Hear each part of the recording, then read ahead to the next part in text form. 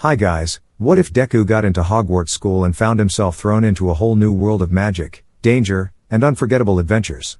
In today's video, we're diving into a very unique story filled with so many exciting events, surprising twists, and a strong sense of adventure from start to finish. This is the kind of story that keeps getting more interesting as it goes on, with unexpected moments, emotional turns, and a fresh crossover idea that feels really fun and different. So if you like magical worlds, action, and stories with lots of exciting things happening, this one is definitely for you. Chapter 1. Harry sighed and slumped to the ground with a mixture of blood, sweat, tears along with dirt and grime caking his body. The occasional spark of lightning flashing across his body, illuminating his skinny and wiry frame. Harry snorted as he looked at the frozen and charred form of the leeching villain, Voldemort, a snake-faced man possessed a life-leeching quirk and had been responsible for nearly 3 decades of villainous behavior with his sycophants the Death Eaters, a mixture of people with seductively subtle and/or loud and proud quirks or even successful survivors of quirk splicing, a dangerous technique with both equally dangerous outcomes. Harry in the meantime had inherited a legacy quirk. It had been a transfer quirk that had long merged with a humble lightning quirk, but as it bounced through his paternal family it had gained power. What had once been known as a lightning quirk, it gathered the alias of Allspark. Harry, even wielding a fraction of Allspark, would become a powerful hero. However, Lily Potter, wielder of an altering quirk named Ionization, had integrated her power with James Potter, and Harry as a result had not only influence over lightning but also fire and ice as well. "It's finally done," he stated, feeling drained and strangely emotional. Of relief, sadness and freedom. As he sat against the closest part of rubble, thinking, he was roused from his thoughts as Ron and Hermione made their way over. Hermione Granger quirk, eidetic, it allowed her to memorize vast amounts of information at any one time, but it caused her to ramble. Ron Weasley quirk, tactician, his quirk allowed him to view everything as a chessboard. However, with his insecurities renders his quirk next to useless. "How are you holding up?" Harry looked at his red-headed friend. "It's done. 17 years of my life living like I'm not going to survive, and now I've done it." Ron smiled bitterly at that. "The Minister of Heroics is going to arrive shortly, since we didn't exactly complete hero training."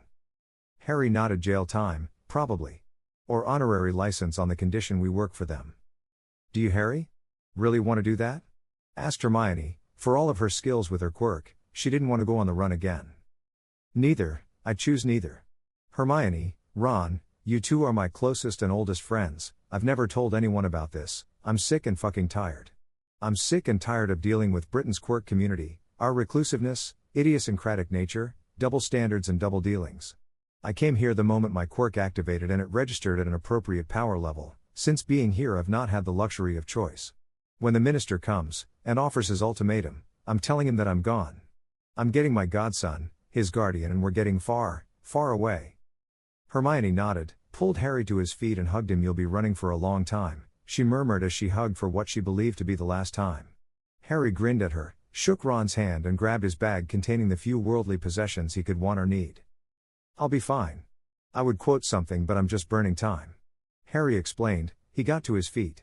As he got to his feet, Minerva McGonagall, a former hero with a skill of transfiguration and a trick of transforming into a cat, almost glided over to the trio. "It's over, Potter?" "Aye, headmistress." Frozen and burnt him for good measure, with a high enough understanding of how electricity and lightning work at a molecular and submolecular level. "Allow me a limited degree of pyrokinesis and cryokinesis, and that's the tip of the iceberg." McGonagall was dumbstruck. Hadrian James Potter, the heir apparent to the mantle of Thunder hero, Baraquiel, an ancient Judaic name if she remembered correctly, an interesting name for a lineage of Welsh Thunder heroes, although a damn sight better than the line of Willems who called themselves the Dragon Hero. Thraig, she was digressing. Hadrian had never been the most studious of students. Looking back, she realized she had failed Potter tremendously.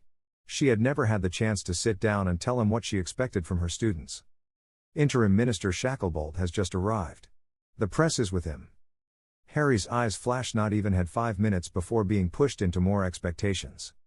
"Mr. Potter, just what are you planning on doing?" questioned the headmistress. "My one and only press conference." Then walking away. "That's..." "Headmistress, I've never had the luxury of choice and to choose. I'll fight everyone, everything, anyone, anything at any time and place. I'm refusing to be anyone's puppet." The defiance and gravity of the new savior of Britain unsettled her. "I'll ensure you get a head start." With that, Harry grinned, and with Ron and Hermione flanking him, he headed forwards to end this chapter in his life. Mr. Potter, the prophet.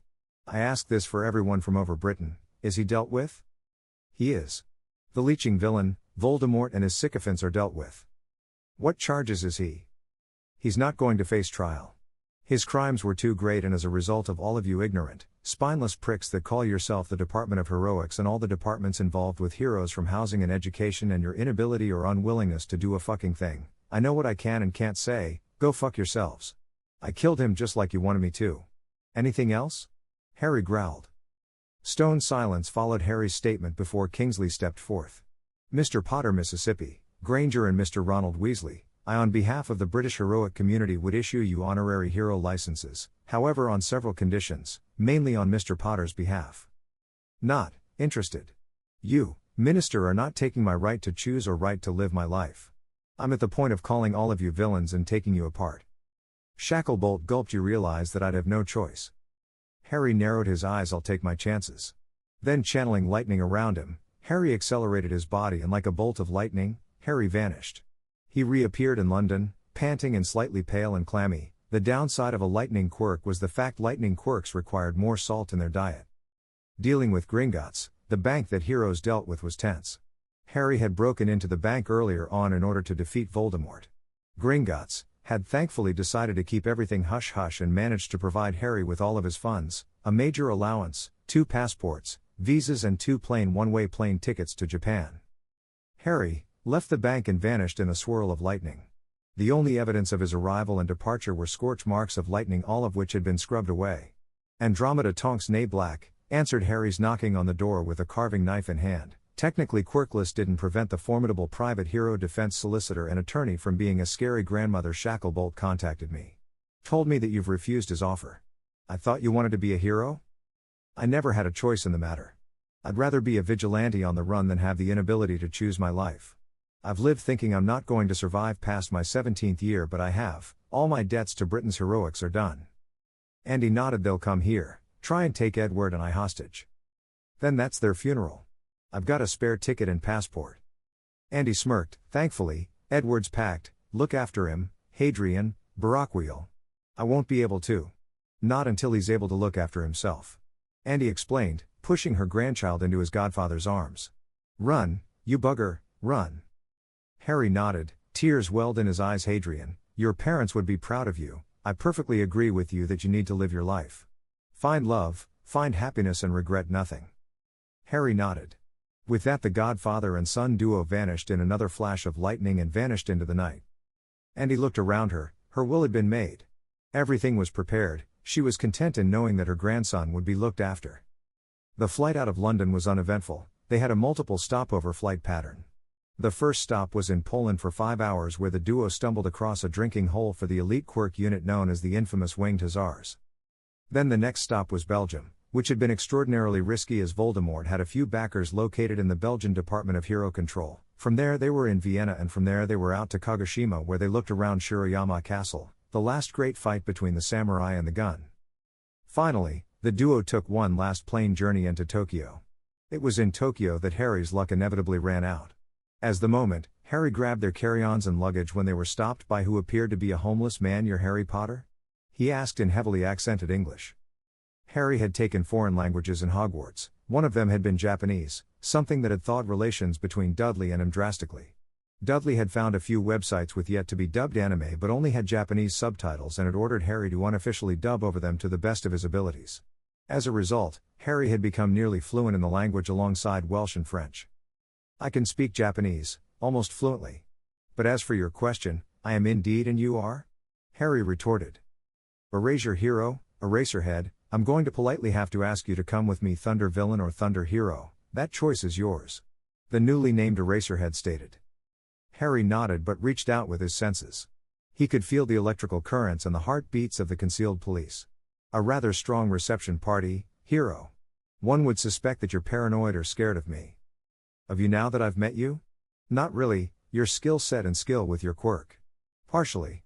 But it's rather your circumstances and the people whom are following you that we are concerned about. Now, are you going to resist or not? No, Eraserhead, just please let me keep my godson nearby. We're all that each other has left. Just then something popped out of the scarf around the Erasure hero's neck. Welcome to Japan, Mr. Potter, I am the marsupial hero, Nezu or the principal. Harry's eyes slightly raised. This is something. Don't get me wrong, a talking sentient entity. So sorry if that's rude, but I can't think of anything else. The groundskeeper of my previous school had a weird hybrid quirk, immense mass and insane intellect, but at the same time severe learning disabilities leading to very interesting and intense life or death scenarios. Pleasure to meet you, principal. Now, why such a strong presence?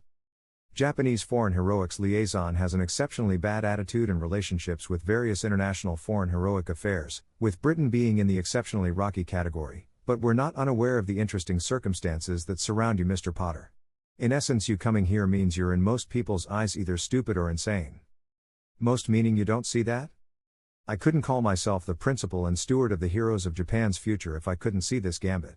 My quirk allows me to plan 15 to 20 steps ahead of you, minimum. You would have to be exceptionally clever to outsmart me. What do you see? Harry asked.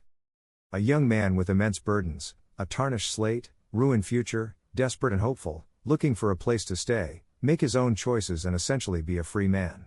I also think that you're of the mindset that if you wanted to burn the world, you probably could and would, but you're reluctant to. I see you could become a hero, one that'd be remembered for years to come. If you make the smart choices, if you make the right choices, you'll be able to become a hero.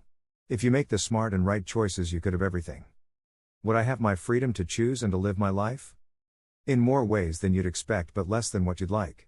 The main one being you'd have to, for a few years, live with and work for a select few heroes of my choosing. You'd have to finish your schooling at my school. In essence, for the indefinite future, you and your godson would be wards of UA Hero Academy. Harry nodded. So I could, for example, binge Netflix all night and day for a week, sort of thing. A rather tame idea, but yes. UA encourages excitement and participation in numerous activities. Nezu replied. Harry looked at the pair. What do you want to know?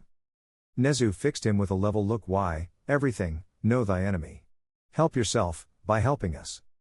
Harry looked at his sleeping godson and he began his story. He started from when he was 18 months old and left no detail unturned. He explained his fight with every heroics teacher at Hogwarts, to the potentially school-ending tournament which resulted in the reformatting of the leech villain, Voldemort, who now operated as the immortal villain, Voldemort, but everyone still referred to him as the leech villain. Harry brought up the torture, the unwillingness of his teachers, and all of it accumulating in a year-long stint as a fugitive and a colossal showdown on the grounds and throughout Hogwarts, where the defenders had thrown out the rulebook on heroic code of conduct and fought tooth and nail to save their lives. Nezu listened, as did the police and a few others. However, unbeknownst to them, amongst those listening was a plant from the Hero Public Safety Commission, HPSC. A group, on paper known for watching heroes and making sure that heroes obeyed the law, and they did so by blackmail and softly veiled threats. They also ran several clandestine black operations program like Flight, Guardian and Shadow. The members of these operations were unknown and their assets, operatives or jewels as they were known, even more so. They were designed to be the truest of the true, the bravest of the brave, and even the most heroic of heroes. Were UA created heroes, who could and would go beyond, plus ultra at the public's request of their own violation. The HPSC made heroes made plus ultra the base of their abilities, even if it killed the hero to be. President, do you think focusing on this particular subject is a good idea? No, he is far too damaged. He would most likely break under any conditioning that would be needed to make him even suitable for the HPSC. However, his godson, on the other hand, observed from a distance. Approach carefully. Nezu looked at the dark-haired teen. Mr. Potter, what would you say to living in an apartment complex at UA, with Eraserhead as the other resident in the block? Give me a schedule, Eraserhead, of your timetable and I'll structure accordingly. Shota nodded. You'll get it later on today. The underground hero stated. As Harry and Edward crossed through the Unite Alliance, UA, barrier, Harry breathed a sigh of relief, for now he had done it. He had outrun his past, for now it was a closed book, and now the only way forwards was onwards and upwards. Plus Ultra, Eraserhead? Plus Ultra, Barakwheel, although, I need to ask, what is your plan? Education, vigilantism and heroics. One of those might be a lie. Eraserhead chuckled beneath his scarf. Drop the vigilantism, and I'll talk with the school on giving you a general education diploma, and we'll run you through a general education course. Harry nodded. He turned to try and find the principal, only to plow into another person. The startling thing about her was her snow-white hair with crimson streaks. Chapter 2. Todoroki Fuyumi staggered as she plowed into the newcomer. The first impression was he was incredibly solid, Then she felt herself falling, but then an exceptionally short sharp burst of ozone. All of this was accompanied by a sharp yanking sensation. She looked at the stranger, had her books in one arm and had caught her with his arm across her back and one knee. Damn, you're quick, what quirk is that? Fuyumi asked curiously, she'd seen some interesting. And you're rather stunning. Are you okay? Harry asked, catching Fuyumi by surprise and blushing slightly. If the pair of you are done, Mr. Potter, I trust Miss Todoroki will be a suitable tutor for yourself. Fuyumi's jaw dropped slightly in shock. She had to tutor. On top of looking after her baby brother and her father along with visiting her mother. If she's able to. Todoroki, are you sure everything is okay? Harry asked, looking at the frantic 17-year-old. It's fine, it's fine. Not a problem. She replied, nodding to the erasure hero, who then slouched off. I'm Harry Potter, should have introduced myself. Fuyumi grinned. Fuyumi Todoroki, I don't mean to pry, but who is this? Oh, and here we tend to address each other by our family names. Harry winced, he'd forgotten that. My godson, it's a long story, long and short of it was either be a puppet, poster child to a corruptly ineffective or words to that effect hero department in Britain. After I had to clean up their mess, this stuff could be turned into a fiction book if it wasn't so plausible. Anyway, I said to them to get stuffed as the politest way of saying it, and then grabbed my godson and ran. Fuyumi stared at the teen in front of her. That sounds like it needs unpacking. Anyway, I'm heading back to my dorm. If you give me your number, we can organize our tutoring. With that, she held out her hand as if reaching for an object. Harry looked at her. I don't have a phone. In fact, I relied on bird post. I went to an old school that was a castle, a proper medieval intact castle that was my high school and hero academy. It was so remote it was easier to use animals than modern tech. My god, it was cold in winter. Fuyumi's glasses covered eyes widened. This sounds too good to be true. You, sir, are taking advantage, she declared, pointing her finger at him. I swear, Todoroki, on my heart and on my quirk, that I'm telling you the truth. I even have evidence. He did. As Harry dragged his and Teddy's luggage across the campus with Fuyumi holding his godson. Harry managed to get a brilliant image of his godson subconsciously mimicking the hair color. He likes you, ha, it seems his mother's part of his quirk is already active. Fuyumi cocked her head. His mother's? What about his father's quirk? His father had a lunar-powered quirk, but due to a virus given to him by a villain with a shape-shifting quirk and numerous counts of pedophilia and other charges, altered it. Fuyumi gulped. The villain? Oh, dead. Very, very dead. I'm pretty sure a solid silver hand through the ribs, collapsing the ribs and hitting the heart, whilst also removing the heart from the body as a killer. Fuyumi turned pale and slightly green. What happened to you? You're my age and you sound like you've killed. I'm not judging, just want to know what I'm getting into. Oh god, daddy is not going to be happy. Todoroki, breathe, in through the nose and out the mouth. Rinse and repeat. Harry instructed. By now they reached a few of the apartment buildings where a tall masked hero was waiting for them in a tan trenchcoat. Mr. Potter, Miss Todoroki, nice to see you've become acquainted. Mr. Potter, this is where you and your godson will be staying for now. You are free to have any guests you would like here, providing we are informed beforehand, Ectoplasm said before saying Nezu would be around later to finalize things. That left the two teens with Bagged, just outside his apartment. Harry nodded. You want to come in and we can talk more inside? Fuyumi blushed slightly. Please. We also need to discuss a timetable for us to meet. Harry nodded. I could come to you. Fuyumi cocked her head. That might not be the best idea. My dad's kinda intense. Harry nodded as he tapped into the electrons on the luggage and floated it all into the empty living room. After it lowered, Harry handed Teddy over, who started to moan slightly in discomfort. If somehow smelling or even feeling his godfather's pain. White-hot pain. Pain like knives had been driven into his brain, his eyes glazed over from the pain and blood rushed out of his nose and ears. Fuyumi watched as Harry managed to stand up again. What's wrong? Is it your quirk? Speaking of, what is it? Harry groaned slightly. Yes and no. It's an unprecedented, electrokinesis/electrokinetic quirk. Fuyumi's eyes widened. That's big. Side effects? Salt levels, nerve damage, both self-inflicted and inflicted, nausea, in essence everything and anything that can be attributed to being struck by lightning, overexposure to heat and cold. Fuyumi gulped. That's bonkers. Wait, you mean you can create ice and fire? To an extent. I can also screw with magnetic spectrums, weather patterns, not to the extent people think. So, no thinking I can do Storm Hero, storm, or even the mighty hero, Thor-style shenanigans at least, not without some severe repercussions. Repercussions that I can ill afford to have. Fuyumi nodded. In essence, you have an ungodly powerful lightning quirk that, whilst very impressive and showboating, causes painful and dangerous kickbacks to your body. Surely you have a safe limit? Harry snorted derisively. British Heroic Association or Department of Heroics in Britain are unfortunately of the mindset of really not liking people who fit their ideas of being clockwork heroes. They hate me, to the extent of trying to rob me of my inheritance because I will not bow to them. They tried to rob me, I hit them with the lightning. I quickly found myself in the mindset of hit everything with electricity and lightning, if it moves, rinse and repeat. Or throw enough lightning everywhere and make it someone else's problem. Didn't help that I had a villain and his minions after me for some reason. Anyway, with no help from the government to deal with the terrorist threat, I quickly decided.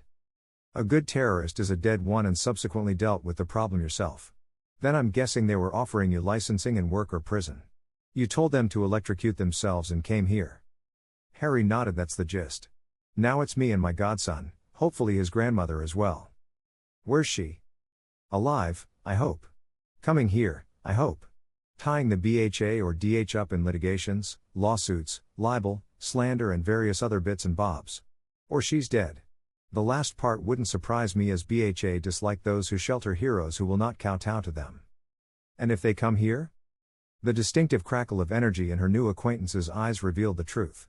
She cleared her throat. Anyway, I am not sure of how much you know or don't know, so I am going to get some standardized tests from the staff, to see what I am working with. Harry nodded. Sounds good. Anyway, tell me about yourself. Mind if I walk you home? Fuyumi blushed slightly. Sure. Anyway, I'm Todoroki Fuyumi, but you knew that. My father is the number 2, Endeavor, and I've 3 brothers, 1 was elder and 2 younger. Harry's eyes widened. Now that sounds like an interesting family dynamic. He had spoke too soon. He found himself getting paler and paler at how the famed number 2 hero treated his family. So that's my family. Harry was pale. What would a guy like me do to save you and your youngest brother? Not much as of right now, due to you and I only knowing each other. Harry, please, don't do anything rash. Harry stopped. You're right. I'm still going to escort you home, then I'll think of something. Fuyumi smiled behind her glasses at him. You're sure? My father is rich and powerful. Harry smiled at her, instead of his half-hearted ones that his friends thought were his real smiles. This one was genuine. Money and influence don't bother me. I am only concerned about people's actions and responses. They arrived at the train station, rode the line for 10 stops. They disembarked and Fuyumi stopped. Standing just outside the station was a tall, sturdy-built man with a very impressive physique, clad in black well-fitted trousers and in a dark red burgundy work shirt. Fuyumi. Father. Came the reply. Harry, who had been watching her father, his attention was on her. Harry knew he had been abused and knew concealed emotions as he did it. She's scared of her father. Who's he? Fuyumi looked at her father. He's a transfer, I'm tutoring him. The man nodded, turned and opened the door for her. I'll see you tomorrow? She asked. Harry nodded to Endeavor before jumping on the train. What do you know about him? His name is Potter Harry. He's 17 and guardian to an adorable toddler. He was or is a hero in training. He's got an extremely powerful quirk, and he's very skilled with it. Enji nodded. Well? What is it? Electrolysis, the generation and manipulation of electricity. Enji nodded. That could be a very powerful quirk. Both to make his own by marriage and one to oppose. Find out what he intends to do. If he intends to become a hero, let him know I have an open invitation for him. And if he doesn't? Keep an eye on him. I do not trust the Hero Commission. I have your permission to tutor him? Enji grunted. You have my permission to tutor him and do whatever else is needed to keep a thorough eye on him. Dabi finished his drink and headed onto the train. Fuyumi was safe, for now. However, Dabi had been paying attention. He had seen the green-eyed teen, seemingly observing disinterestedly in Enji's direction. Dabi cocked his head. It seemed he'd need to have a chat with him. Dabi got onto the train. Pulled his hoodie up over his head. The last thing he needed was extra attention. The teen jumped off the station after 10 stops, so did Dabi. However, as Dabi trailed after him, he quickly realized something was wrong. Harry. He cursed. He should have been more careful. Now someone was following him. His mind began to calculate strategies. He darted down a side street. Hid behind a sharp turn, and began to count. Eventually the tightness in his chest subsided. He counted to 10 and began to head back into the crowded streets. He thought he'd lost his stalker, however that wasn't the case. Dobby. Dobby let out a sigh of frustration. The person was good. However, Dobby was better. Since he'd staged his death and ended his time as Todoroki Toya, he was now free to scheme and plot, but that didn't mean he didn't care about Fuyumi and Natsuo. This teen was a variable that he wasn't sure about. His palms twitched and blue flames appeared. Dobby quickly quelled them and slid into a side alley. Just behind his prey. His right hand flicked and the feeling of heat appeared in the alley. Normal. Harry felt the heat as he was about to turn into the high street. He spun his hands, wreathing themselves in electricity. Now why are you following me? The stranger he was looking at looked like he had a very powerful yet self-destructive fire quirk. The Todoroki family, what is your involvement with them? I just know the daughter. Head of the house looks like he requires several operations to remove whatever cactus and bilge hook is stuck in his ass. The lightning intensified as did the flames. Harry now managed to get a good look at his stalker. His face was burnt in several places, so badly that it now looked rubbery and leather-like and was held together by metal rings. He was slightly shorter than Harry, who would possibly just hit 6 feet 0 inches. However, what unsettled Harry was just how either ignorant or lack of concern his opponent had about his own body. You okay?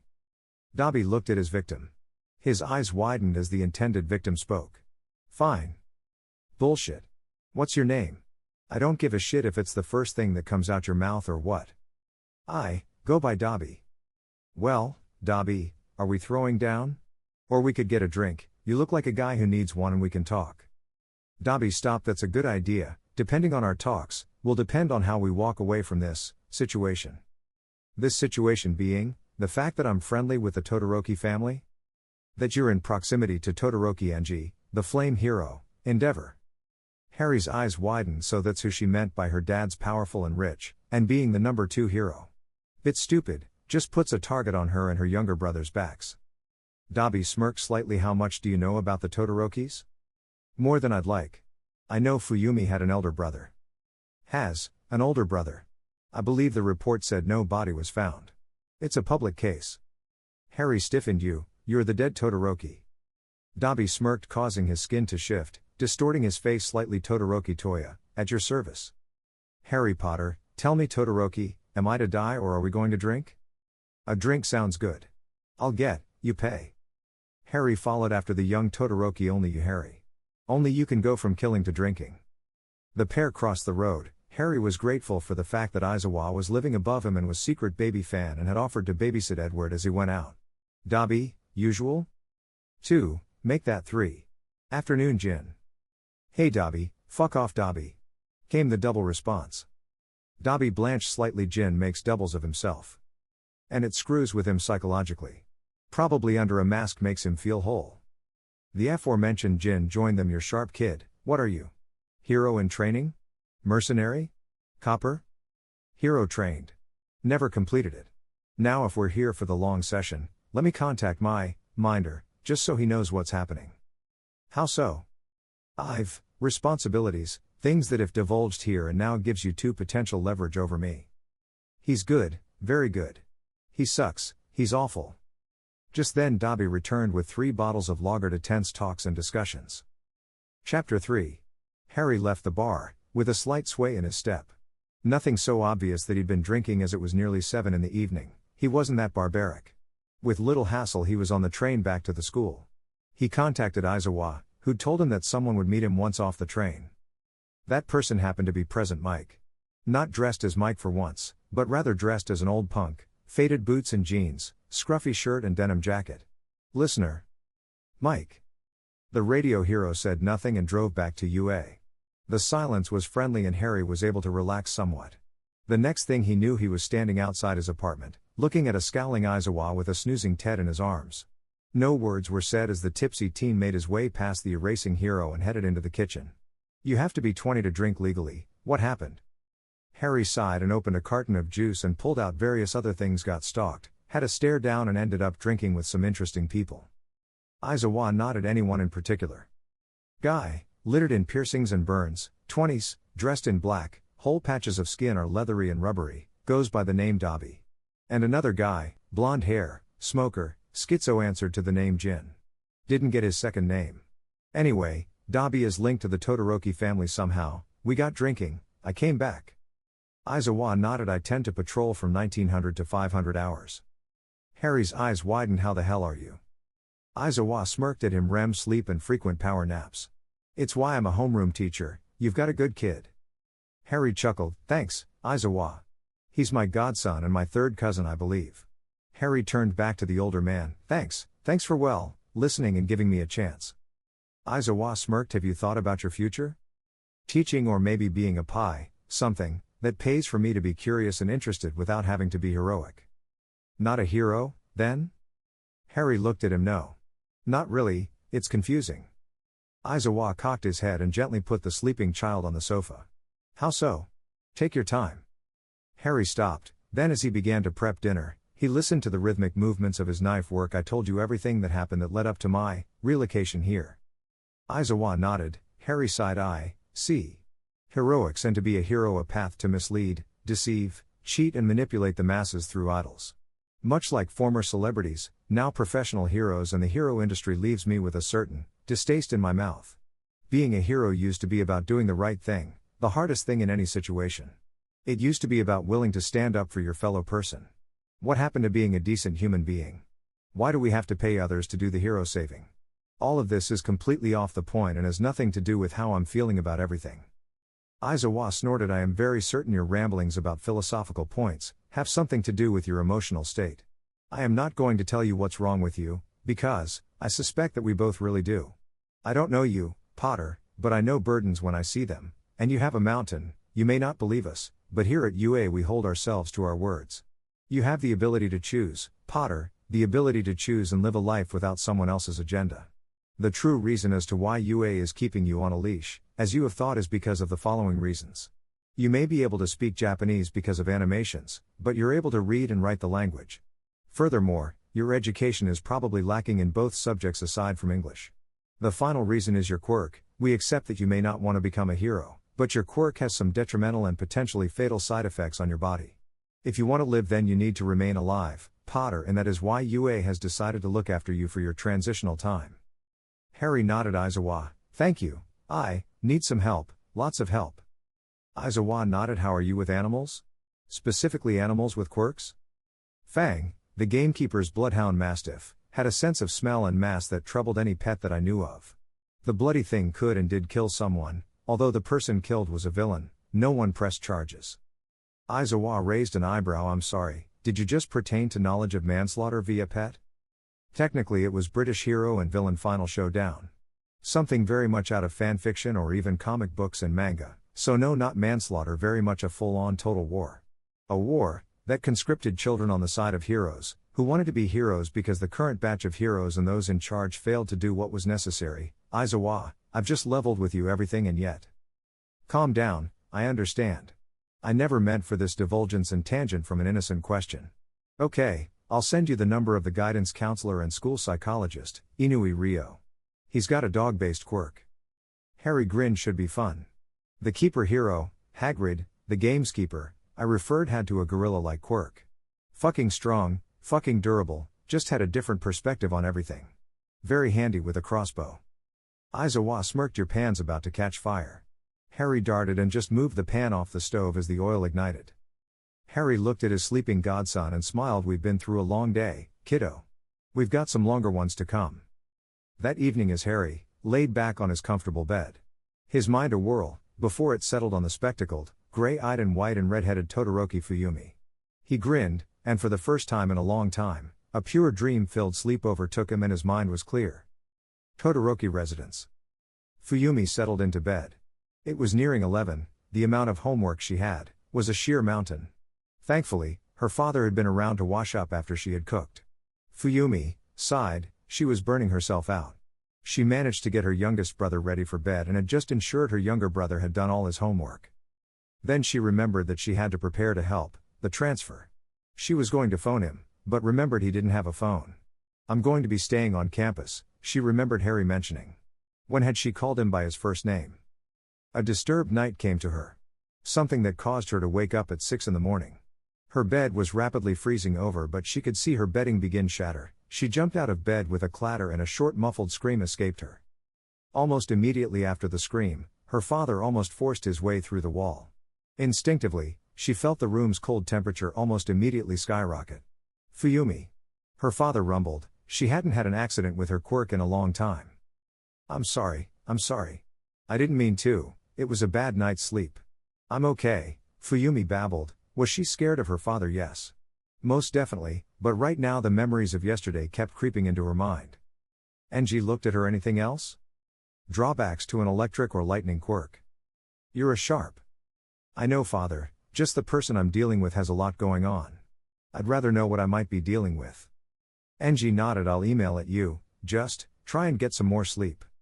Sleep didn't come easily. In the end at 6:30, Fuyumi rolled off the remains of her bed. One of the cleaners would sort it when she was at school. She got dressed and headed to the kitchen. She might as well get started on breakfast. Eventually, her younger siblings and father left and she rushed out, this morning into the pouring rain. She unfurled her umbrella and she headed for the station. From the shadows of a garden alley Dobby watched. He never watched out of choice, but whenever he came by he always stopped to see how the people he'd left behind had changed. There was something different with his sister. She seemed to have more confidence. It suited her. Fuyumi arrived at UA an hour and a half before classes were to start. After being met at gunpoint by Snipe Sensei and staring down Hound Dog Sensei, Fuyumi began walking a familiar path towards the teacher's block. As she did so, she found Harry of all people sitting on the doorstep with what appeared to be a bottle of some sort in his hand. Her eyes narrowed as she stalked towards him. Harry looked up. He was dressed in ragged pajama bottoms that more resembled shorts and an equally ragged shirt. Morning, Todoroki. Potter, please explain to me why. It's not alcohol, it's milk and extract of pineapple. A milkshake for the sake of an argument. Harry replied, standing up. Todoroki blushed. Anyway, how are you? Tired, you eaten yet? If you have won a second breakfast? Todoroki nodded. Sounds good. Then we can make a start on getting you up to par. Harry grinned and led the female Todoroki into his flat. Fuyumi was surprised. Harry had been in for not even a day and he'd managed to turn the place into something rather sparse but homely. Not much going on. I never had much to begin with. I don't really do wealth, rags to riches sort of thing. Fuyumi nodded. I like what you've done with the place. Then she noticed the veritable mass of paper on the table. I got bored. I don't really sleep, conditioned. Plus I sleep either badly or lightly, so I was up studying. Fuyumi was surprised. Harry, it appeared, was a very smart and capable teen but yet seemed to not apply himself. Potter, please don't waste my time if you're not. Harry looked at her and ever so briefly, she smelt burning ozone. I won't. That was on overreaction and I sincerely apologize. Anyway, where were we? Harry smiled. I like her. I won't waste her time, I just want to spend more time with her, if she'll let me. Fuyumi nodded. He seems to have changed. I'll remain friendly. Damn it, Fuyumi, why do I want to spend time with him? She thought to herself. She schooled her features and with that began to help him catch up. Britain. What do you mean, you don't know where he's gone? You're his godson's grandmother. Of course, you would know where they're headed, yelled Dawlish, his quirk activating, turning his face purple with rage. Do you want some ice for your quirk? Andromeda asked. Blood release quirks like this tended to leave people dehydrated. She'd been in the holding cell for nearly 48 hours. One of the new laws Shacklebolt had managed to sneak past the Wizengamot was that persons of interest pertaining a case can only be held up to 48 hours. Andromeda smirked. She didn't know where they, Harry and her godson, were, but she'd have a pretty good guess. Andromeda sighed. Soon enough she'd been told to leave. The aura dismissing her reminded her of her former quirk, betrothed a crab of some sort. Andromeda snorted. The crab family were known to have a mutative quirk, one known as resilience. Not a quirk to be sniffed at, but nothing too remarkable either. The black family quirk had been a full-blown mutative, augmenting one. The only person that had any sort of skill over it was her deceased daughter. Her grandson, it appeared, had manifested the black family quirk on his 4th birthday, would reveal the true extent of his quirk. You're going after them? A voice said off to her left. Annie turned to see the bloodshot eyes of Hermione Granger. Yes, I am, Miss Granger. Hermione nodded and slid her a file. I managed to copy this from the minister's office. Mrs. Black, whatever it is you choose to do, get it done quick and soon. Andromeda nodded. Noted.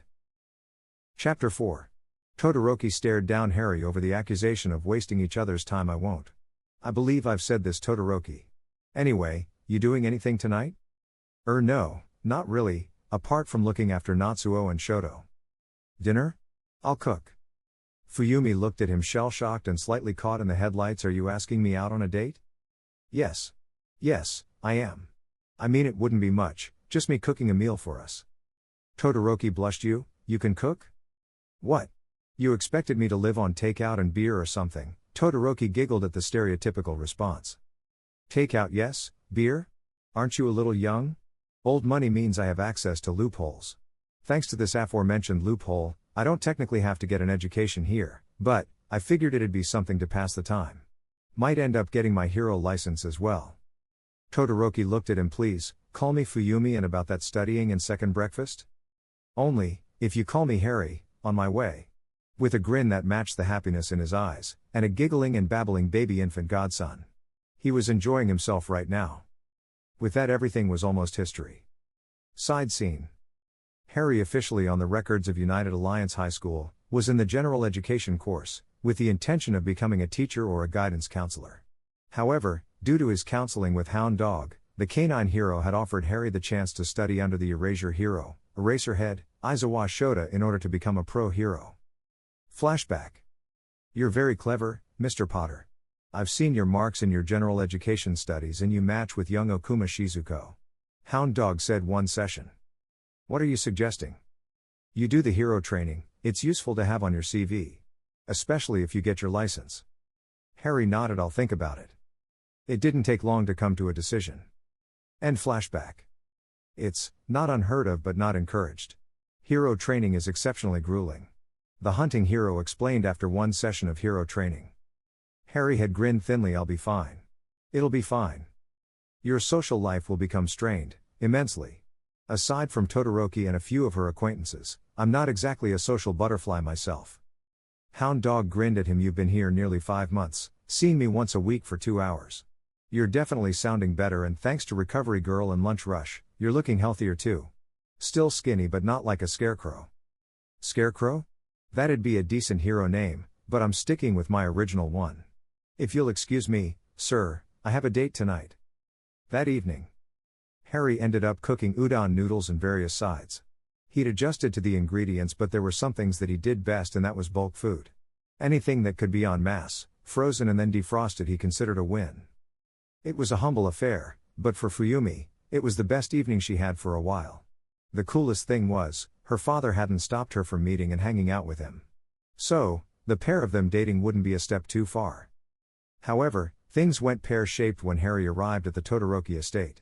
Fuyumi and Harry had managed to get over their initial nervousness and admitted to liking one another. However, it had taken Fuyumi a while, 5 months, to build up the confidence to formally introduce her father and 2 brothers to her boyfriend. Enji opened the door, to find Harry waiting with a bottle of sake and a small opening salad. You know our customs then. He commented as he let the dark-haired teen in. I learnt quickly, Harry replied, not wanting to offend. The patriarch of the Todoroki household recognized the hasty but crass and somehow polite rebuttal to his initial remark. He was inwardly surprised. Most would have turned to a gibbering wreck. Eventually, the standoff subsided as Shoto turned up. Fuyumi, he's here. Harry took that moment to extend his senses, to get a map of the house. He gently exhaled breath and the electrons in the house began to flicker with energy. There should have been only 5 presences in the house: Endeavor, Fuyumi and her 2 brothers and him. Why do I detect 9 people in the house? There were, according to your daughter, only going to be the 5 of us. Enji stiff in their Hero Public Safety Commission. They keep checks on heroes.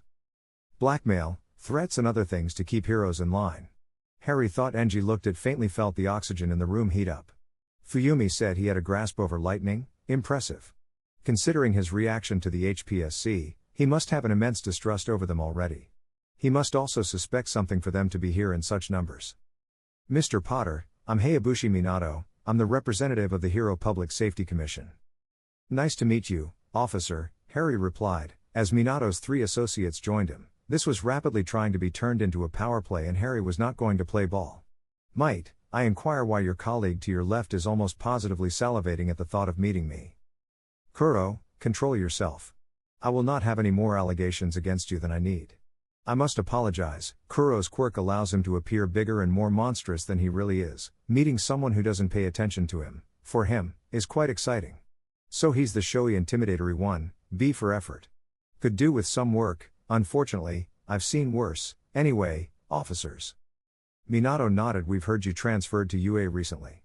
We just wanted to know how you're finding it. We also have a query. Schooling is schooling, so it's okay. They've been one of you has an inhibitory quirk, causing me to spill my guts.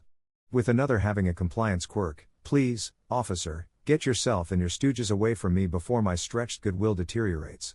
The ozone feeling in the hallway intensified and seemed to mount until Minato nodded, bowed to Endeavor, and his three colleagues followed. Harry spun. What have they got on me? What have they got on you? Enji let out a tense breath. Is it wrong for me to investigate whom my daughter socializes with? No, but I can question the fact you used her to investigate me. I might not show it, but I do care about them. Harry's eyes flickered as he locked eyes with the flame hero. Let's start over, and just say that this was a setup by the HPSC and it was a horrible misunderstanding. Endeavor nodded, and soon enough a relatively comfortable silence descended on the group. Harry, what happened to your face? Shoto asked curiously. Enji looked, and true to youngest son's words, there appeared to be a receding bruise. Ran into concrete. Todoroki ran into the concrete. With assistance, Enji commented. Harry nodded. Very much so. I thought you said you weren't going into heroics, Fuyumi stated, narrowing her eyes at Harry, making him squirm slightly.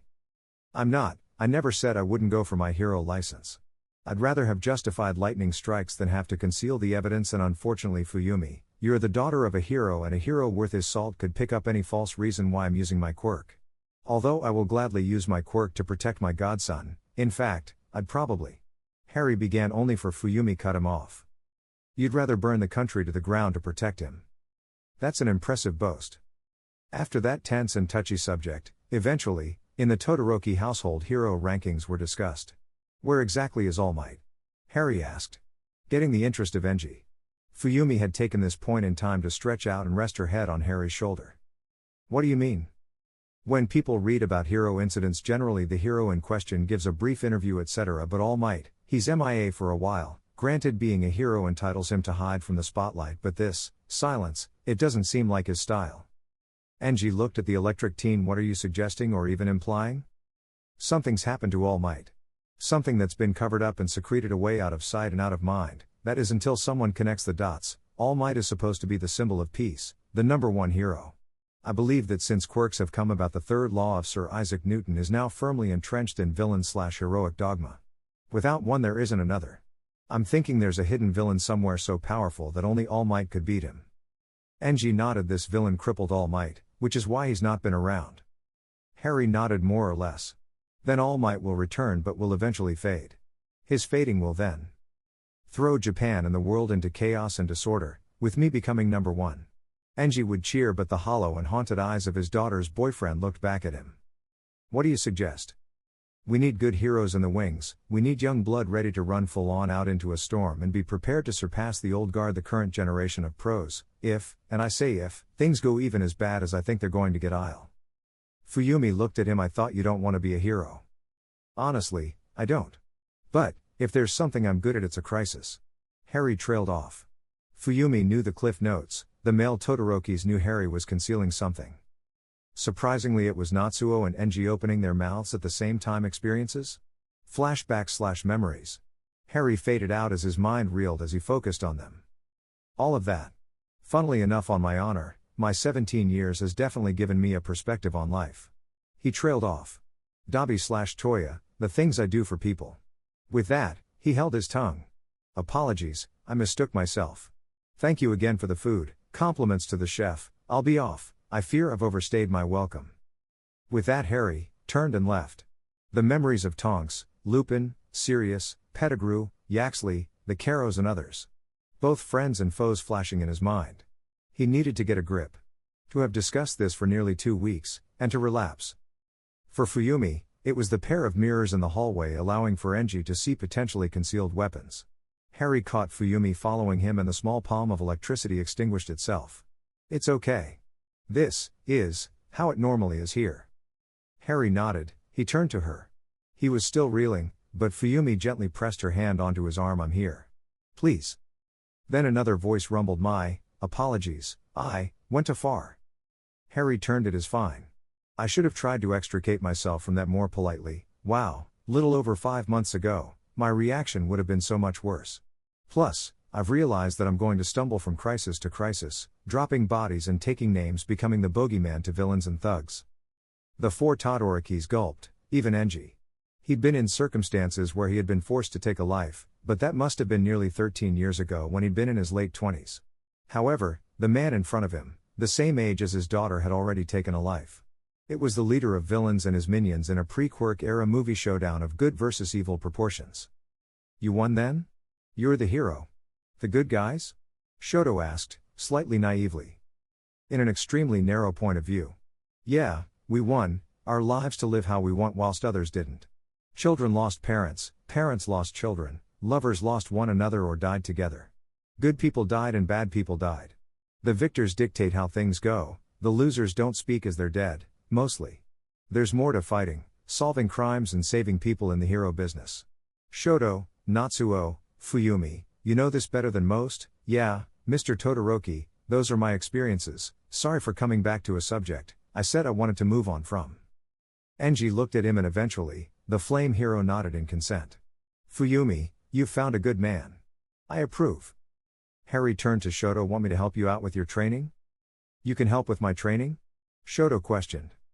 Harry smirked. If I can teach people up to 3 years my senior and 2 years my junior to pass their physicals with all sorts of quirk, I'm pretty sure I can teach you. Shoto nodded. Enji turned slightly purple with rage at the thought of his legacy to become number 1, in the hands of an outsider. I'm keeping an eye on you. Enji thought. HPSC. And? Your opinion on Potter? Sharp, he was on to us the moment he entered the estate. I don't think he suspects anyone immediately, but from the way he eyed us, we're going to need very good alibis if we're even going to get close to him. For now, people were adopting a wait-and-see approach. Chapter 5. Enji and Fuyumi were waiting alongside Kido, Smoke and Burnin outside the training facility where Harry had gone through a solo exam to obtain his hero license. No one had seen Harry in his hero suit, although Smoke, another one of Endeavor's sidekicks and one that Harry surprisingly got along with, had helped him develop the Lightning Teen's outfit. Harry was clad in black combat boots, black trousers with additional pockets, black and blue tactical vest/long-sleeve shirt with a sort of chest plate with what appeared to be made out of some sort of carapace with cross lightning bolts on the chest. Adorning his arms appeared to be some sort of metal that ran from his elbow down to his fingers, and on his back appeared to be a pair of sticks, and on his face he had a pair of goggles. Well? Endeavor growled. Past, one of the most sarcastic hero hopefuls and also one of the most unorthodox thinkers as well. My main criticisms are taking on too much as once, not dealing with authority very well and, well, PR. Endeavor chuckled a little bit and Fuyumi sighed. I can't take you anywhere. I'm sorry, Fuyumi, I thought you knew what you were getting into when we started dating. Fuyumi rolled her eyes before pulling Harry into a hug. They'd been dating for just over 2 years, and Harry's influence on Endeavor and his family. Yes, things were considerably frosty between the children of Endeavor and the man himself, but things were changing. Endeavor had been slowly changing his reputation and stances. Endeavor had taken Harry's initial meeting with him and the bombshells the Lightning Hero had made to heart. All Might and his legacy were finishing or finished. It was only a matter of time before this information was seen or even heard in the public domain. It wouldn't do for the public to panic. It was the one thing Harry agreed with the Department for Morons of British Heroics, but there was not causing a panic and burying one's head in the sand. However, Endeavor would have needed to survive a run-in with a Nomu to demonstrate that he was now the number 1 hero, in an alternate reality. In this case, in stepped Harry. Endeavor knew that the Lightning Hero would be his son-in-law. Endeavor respected Harry a lot, and this solo attempt at the licensing exam was his gift to the boy and his daughter. You have people problems? Smoke smirked. More along the lines of, I dislike those who don't have 2 brain cells to work out what I'm saying. I also have a very dim view of those who become heroes, for the perks that come with heroics. What in your view makes a hero? This came from Burnin. Someone who is willing to stick his neck out for their common human, without the need for gratification. Someone who has a quirk, and genuinely helps others because he likes what he's doing. Someone who thinks the spotlight, the franchise, the autographs and the ridiculous opinion panels is a crock of shit, and they only do it because they need to. People like Eraserhead, vigilantes except for Stain. There's a line between vigilante hero and a mercenary with an agenda, and he's the latter. Got mad charisma if my cases I'm studying are correct. Endeavor grunted. And me? I still think you're an asshole, most of the time. 2 years ago, I was all but willing to abduct your daughter, marry her, and then grab her 2 brothers by whatever hook or crook I could. Now, you're changing, still a major asshole, but now you're no longer fuck. Endeavor is number one in this crisis. We're fucked. It's more. Endeavor's number one, would prefer All Might, but Endeavor's the best we've got. We're going to make it out. Endeavor responded. He shrugged off the insults. One doesn't become a hero without a thick skin, but thankfully Harry was one of the heroes waiting to take over for him. I'm thinking of losing some of my sidekicks. Smoke's one of them. Smoke looked at his boss. I'm not firing you, Smoke. I'm planning to help set you up as your own agency. You're one of the best police liaison and stealth heroes in my agency. I would have fought to keep you in my agency, but... Smoke nodded. We need good quality heroes in the business to keep this shitstorm from engulfing us. Endeavor, it's been an experience working for you. The fact you've not thrown a fit at him proves more than most. Kido giggled slightly. I still think you're a prick. Vernon replied with a toothy grin on her face. And you're like one of those appetizing chocolates with a crappy filling, Vernon. Endeavor shook his head. You three, back to the agency. I would like to spend time with my family. They found themselves surprisingly in a Kuzumochi bar. What's the plan for the pair of you? You're both nearing the end of UA. I'm planning to open a hero agency and proceed with the plan. Might do a teaching course on the side. Then, if Shoto enters UA, get a teaching assistant post at the school and keep an eye on him. You'd keep an eye on him? Shoto, if he bothers to study chemistry, specifically molecular chemistry, might be able to branch his quirk out. I can. Specifically, to rather hot and cold levels. Endeavor's eyes widened. You can manipulate fire and ice? For a few seconds. A fistful of seconds. Surprise is golden in a fight. Endeavor nodded at that. Your nemesis? You electrocuted, froze and burnt him to ash, then repeated the process to the point of ridiculous overkill. Then had Stratagem eat him. Stratagem? One of the three of us who made Team Wrecking Ball. Eidetic was another, and kinda obvious what I was. You were the Wrecking Ball. Eidetic and Stratagem handled the planning, you just hit them very hard. Harry snorted. Yup. Then there's my other team, Squad 6. We were less a functioning team, more of loosely aligned morons with big quirks, brass nuts and no sense. We couldn't organize a piss-up in a brewery, but we prided ourselves on being little gremlins, bastards and gutter snipes. Fuyumi cocked her head. That sounds like code for being rather brutal in combat. Harry snorted. Considering we defended our school with fingernails, heads, teeth, fists, elbows, knees, feet and whatever improvised broken furniture and masonry we got our hands on, we were little more than cannibals and savages. Over the 2 years, Fuyumi and Harry been dating, the white and red-haired young woman had managed to get more of Harry's backstory out of him than most people had ever known. She'd even won the approval of Andromeda Tonks. Within 5 minutes of meeting her. Flashback. Fuyumi had just settled Teddy down for the night when the 7 bolts on the door to the apartment opened. Fuyumi had taken up training with Harry. Her quirk allowed her to control the temperature of objects, and as a result she always had the perfect cup of tea. However, Harry had taught her how to manifest her cryogenics and pyrokinesis as well. She favored her ice more than her fire, as she preferred the colder months. The ice formed into a knife as the door opened. It was Andromeda Tonks. Fuyumi raised the knife. Harry had let her fully into his heart after he saw her interact with his godson like mother would her own child. Darling, that knife needs to be colder to be sharper. Nice effort. Fuyumi gulped and summoned a ball of fire. Who are you? What do you want? How did you find this address? Why are you here? Who sent you? Furthermore, how do I know I can trust you? Andromeda grinned. Tonks. Andromeda, my grandson's well-being. The principal met me, my grandson, Harry did. You don't, not until Harry comes back. You can even remain closer to my grandson until Harry verifies my story. Fuyumi quelled the fire and the ice. Care for a drink? The two had just sat down for a cup of tea as Eraserhead and Harry walked in. Eraserhead watched as the two women looked at each other and then at Harry. I'll be waiting. Harry looked Fuyumi over and then Andy. Well, the pair of you aren't dead, grievously injured, so the initial greeting must have gone well. You could say that. You're scanning my heartbeat, making sure I'm really me? Can't be too careful. Hero Public Safety Commission are already on my ass and I've not even punched anyone yet. I've got them to leave me alone for now.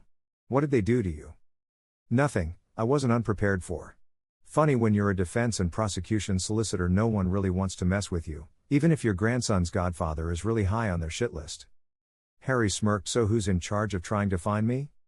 Dawlish, looks like a pug, You threatened to remove his organs with a rusty spoon for what he did to Minerva. Harry nodded. Yes, only wish Hagrid got him with his crossbow. Andromeda chuckled mirthlessly. You've calmed down a lot, put some weight and hide on. You're looking healthier, it must be because of this gorgeous woman. I never got your name. Todoroki Fuyumi. My family is one of heroes, although my youngest brother is the only one liable to take up the role in the future. Andromeda smiled at her. Lovely to meet you. Keep an eye on these two for me. Andy, not to be rude, what's your plan? Don't worry about me. An internationally accomplished solicitor like me shouldn't find it hard to find a job. Although in regards to Edward, we'll come to a beneficial arrangement. I'm not cutting you off from him, you need your education, I don't need to work but I intend to. End flashback. Endeavor paid and his driver drove the duo back to the school. Harry grinned, as he relaxed and Fuyumi placed her hand in his. They arrived at the gates of the school to find Eraserhead waiting for them. School was contacted. Well done Potter, well done Barakwheel. How does it feel to be legitimate? Harry grinned. Much better. Still a bit miffed at having to remain here, but can't complain. You've got no lessons for the rest of the day and tomorrow. Your reward is a night patrol with me. Fuyumi looked at her boyfriend. Don't come back in a body bag. That, I can guarantee. Harry turned to Aizawa. What time do we start? We start at 11 tonight and we're back around 6. With that the Erasure hero headed off. Harry looked at Fuyumi. Dinner? I'm cooking and you need rest. You've got a 7-hour night shift patrol to look forwards to. HPSC. What do you mean we've got nothing on Potter? Harry. The director of the department demanded, blood flooding to her temples in frustration. Ever since her team had encountered Harry at Endeavor's house. Exactly what I've said, sir, we've found nothing on his records, the British Department of Heroics are not exactly forthcoming. That is to be expected, considering our much more firmer hero laws and the British and American style ones that star in many Western countries. I suppose we could try the approach of not intending to charge him, but he's setting up an agency in Japan, we'd like to know his strengths in order to keep the paperwork steady. I've seen his results and he is undoubtedly a credit to Japanese heroics. Retorted the president of HPSC. Minato spoke. I have something. It's not anything substantial but it's something. The president steepled her fingers. That is? He's got a very powerful 4th or 5th generation lightning quirk, he's honed it to an unknown degree. Furthermore, he's associated to the Todoroki household.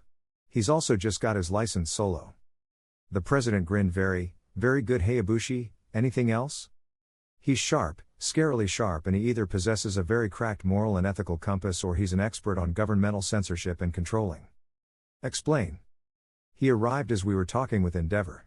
Endeavor led the 6 of us into a meeting where between the 4 of us, we tried to get Potter to open up.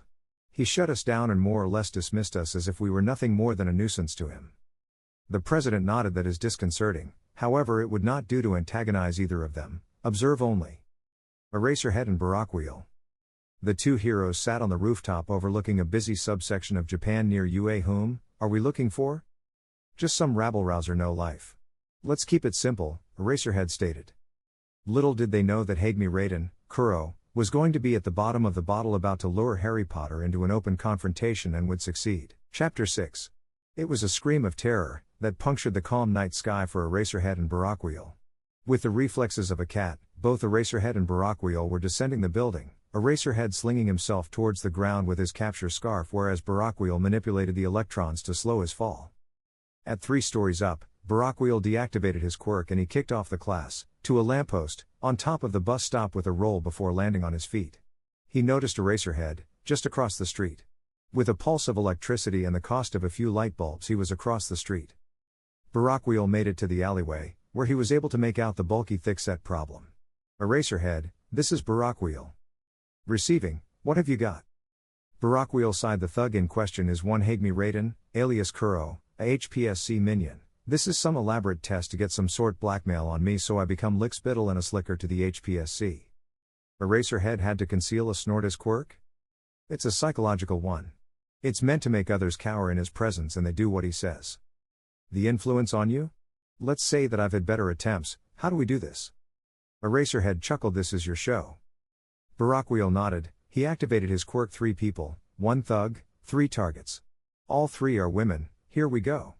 Barakwheel moved, he tapped into the natural bioelectricity pulsing through his body, he rushed down the alleyway when everything went pear-shaped. He felt himself slow down. The three women stopped acting as if they were being threatened by Kuro. You motherfuckers. You've been planning this for a while.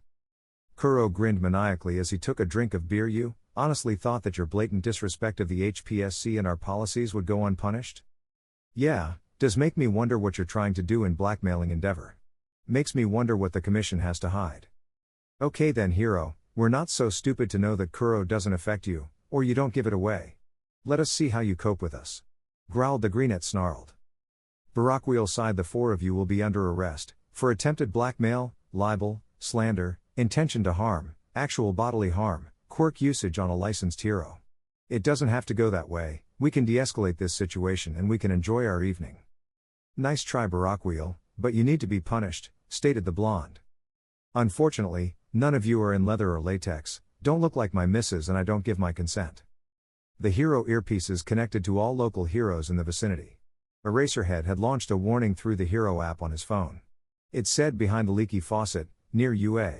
The three heroes closest by were Mrs. Joke, Mr. Brave and Smoke. The underground hero community tended to act like a bunch of close-knit neighbors. You didn't pick a fight with one of them without at least three crawling out of the woodwork for a punch-up. There was the common fact of, none of them trusted the HPSC. Barakwheel, get out of there. You may be licensed to do hero work, this was a trap designed for you, get out of there, Mrs. Joke and Mr. Brave are en route. Eraserhead instructed. Got it. Barakwheel replied as he made out his opponents. The first was Kuro, he wasn't the one to be worried about. However, the greenette, brunette and the blonde, three very good-looking women on the other hand, Barakwheel didn't have a clue of what they could do. You think we're just going to let you go? Mocked the blonde, her tone as cold as ice and it reflected in her ice-cold blue eyes. No. Kinda hoping it turns into a fight. Four thugs for hire, on behalf of the HPSC, think of the controversy this is going to cause if it gets out that the policemen of the heroes are trying to blackmail heroes into their own agenda. Besides, I'm betting you're creating the villains and choking the numbers of heroes to effectively cow the public into mindless sheep. The blonde's eyes narrowed as the greenette and the brunette both gulped. Barakwheel smirked, he'd hit the nail on the head. The blonde started, she chucked her hands out and Barakwheel felt like a skip had been thrown at him. The compressed kinetic energy emitted by the blonde launched him out of the alleyway. However, as he was about to right himself, he found himself being yanked back again. Eraserhead watched, Barakwheel was doing everything by the book. That was a relief, the fact he was getting thrown around like a ragdoll was something Eraserhead was going to work on. It turned out Barakwheel had a plan all along. Barakwheel was suddenly hauled towards the four HPSC officials and then Blondie intervened with the greenette and together, they suspended him a meter off the floor. He's not so tough, look at him, suspended meekly like a kitten. Or, we're playing into his hands. Kuro rumbled, he had been rattled by their opponent.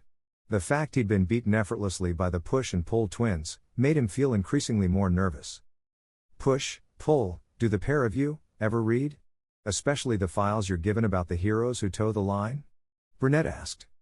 No, not normally. Brunette groaned, you fools. Then Barakwheel struck. Telekinetic pushing, pulling and suspension, so many electrons being shoved around me, photobomb.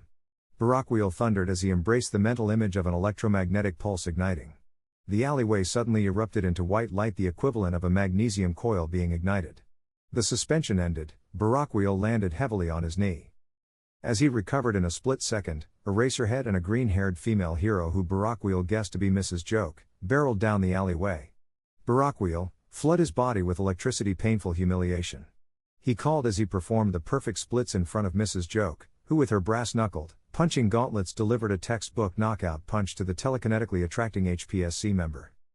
Barakwheel pulled himself to his feet, to see the other sister getting hung upside down in Eraserhead's binding cloth. Mr. Brave had horrendously taken the brunette, superior hostage.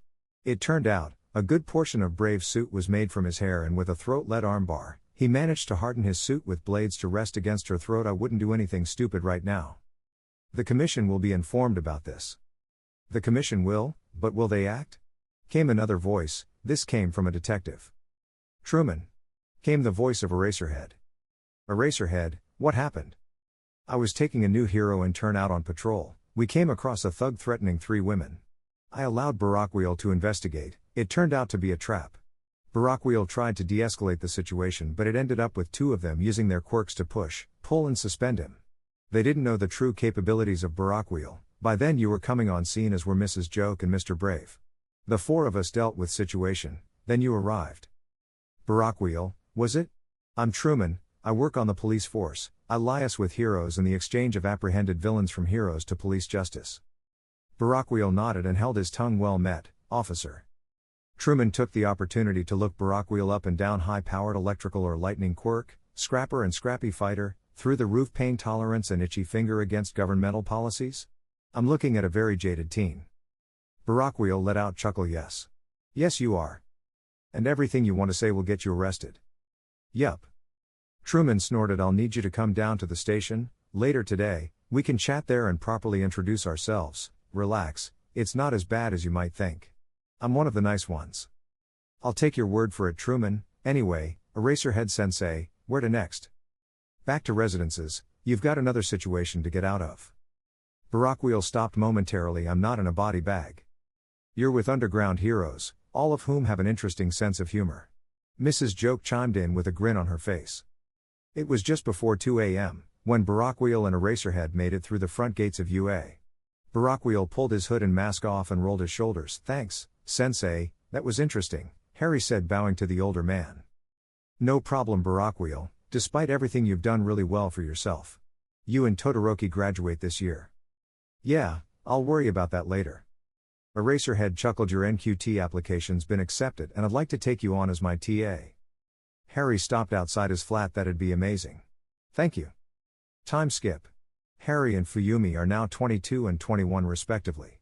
The timeline is now more or less around Season 1 Episode 1 Midoriya Izuku, Origin. The sound of two babies wailing on the monitor stirred Harry.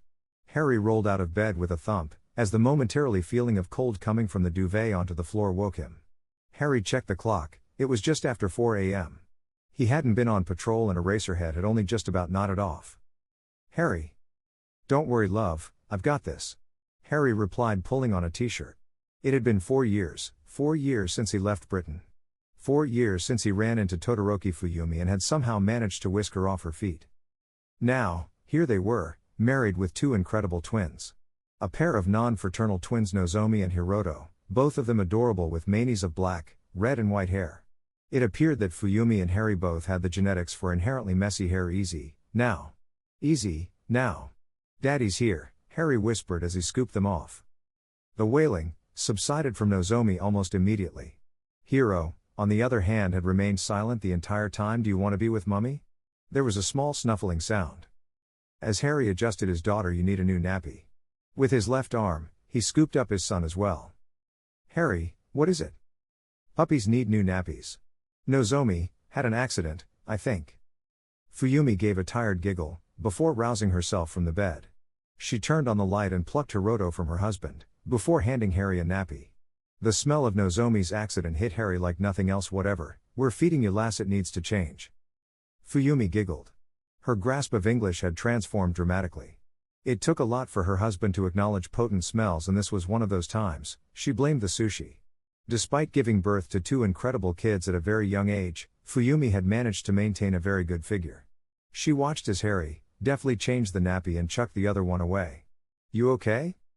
Harry turned to her, a grin on his face. I am indeed. I've got my godson, my amazing wife and kids. I'm the hero who got what finally wanted. This. He gestured to the flat, everything in it. Well, not necessarily the location, but I can't complain. Family, house, 3 jobs. And best thing of all, no world-ending crises, and thus no one to blame me for crap that people should have seen coming. Fuyumi shook her head, picked up her son and wandered back to bed. You coming? Harry nodded and scooping Nozomi up, he headed back to bed. As Harry rested, with Nozomi on his stomach. As he fell asleep, he grinned as he thought about how his life had changed so much. He was grateful for Aizawa expelling the most recent batch of students. They reminded Harry of Malfoy and his cronies. I've not thought of them in forever. Well, Shoto's over today. This'll be fun. Harry's dramatic entry into the Todoroki household had changed things drastically for his youngest brother-in-law. Whereas before, he might have been socially stunted and not understand the majority of the pop culture references or even the metaphors and turns of phrase, this wasn't even including his potential non-people skills. However, this time, Harry had intervened just enough to make Shoto, a slightly less autonomous bland drone hero in the making. He and Fuyumi had done it with by both sitting Todoroki down to watch whatever he wanted on TV and to make his room his.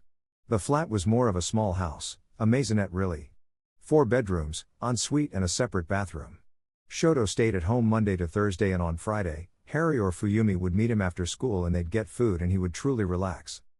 If Shoto wanted to train, Harry indulged him and the two bonded.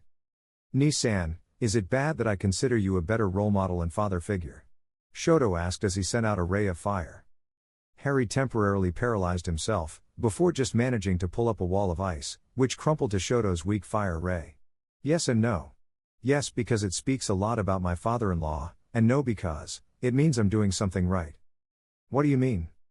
For me, as I'm an orphan and brought up in an extremely rough environment, I didn't have the best of role models to look up to.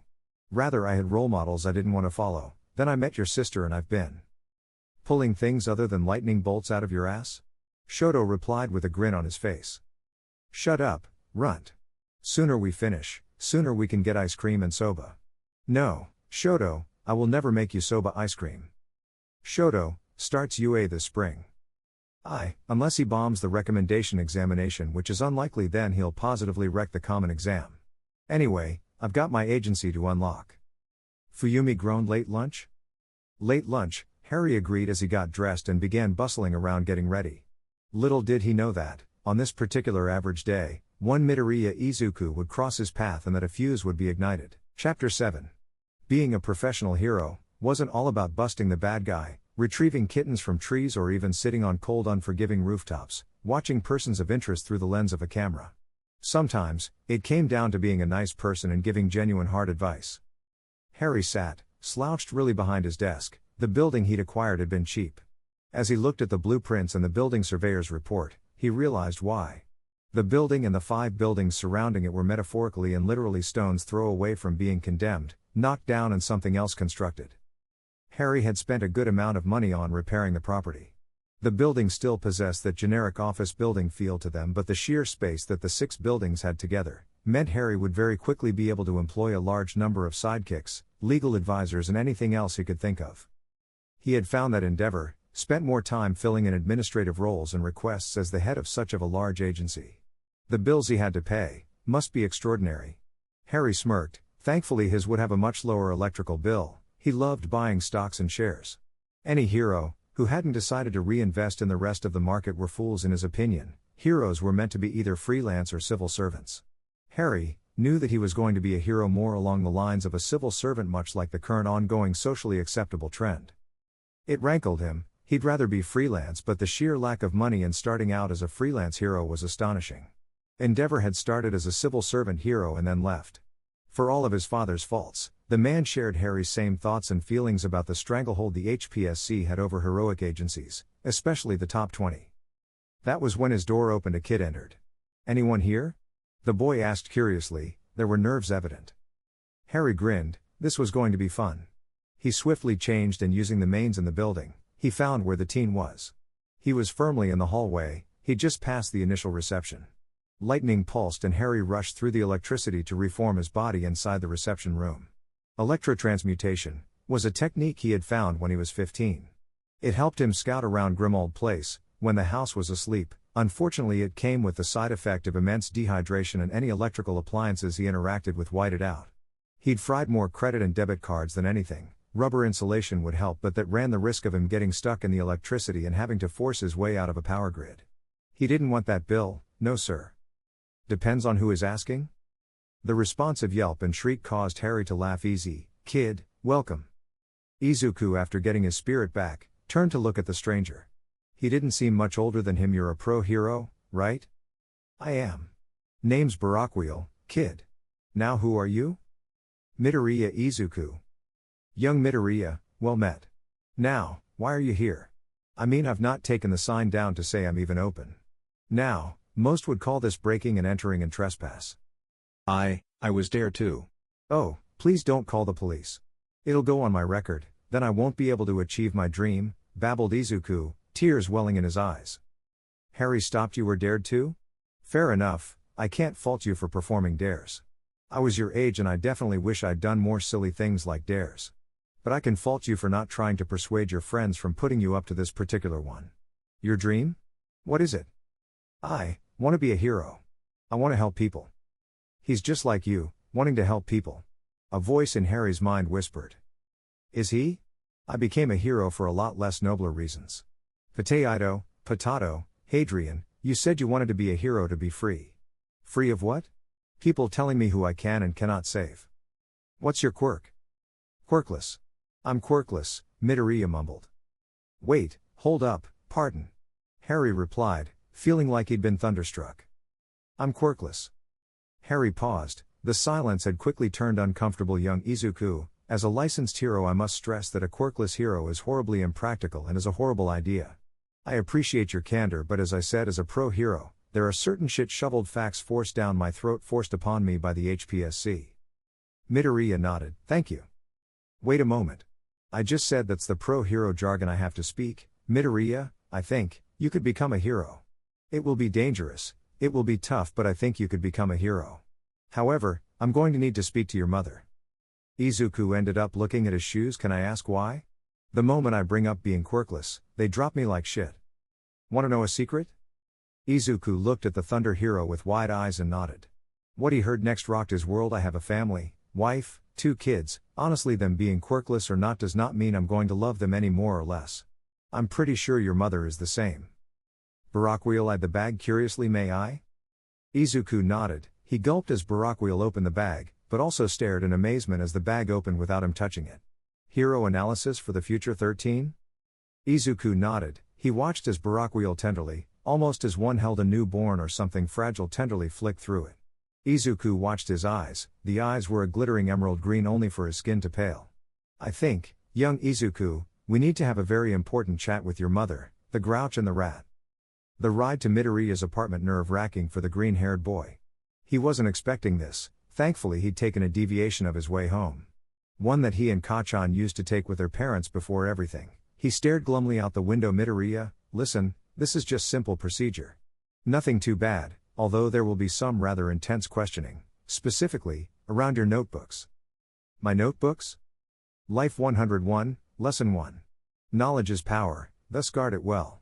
Currently Midoriya, your knowledge is inscribed plainly in these books and in no protected cipher. They are open in the air like a fortress with gates unbarred and unguarded. That sounds like something from an old pre-quirk game or sitcom, sensei. Because it is. But, Izuku, can you look me in the eye and tell me I'm wrong? No. You are young and much to learn. In fact, everyone still learns something every day. That a life thing? What have you learnt recently? Izuku asked absent-mindedly. That is a life thing. Through life? There was a nod. Barakwheel thought. Women, all women, are to be treated with respect and worship, for the amount of crap they have to manage. My wife, especially. Barakwheel pulled into the small complex of the housing block.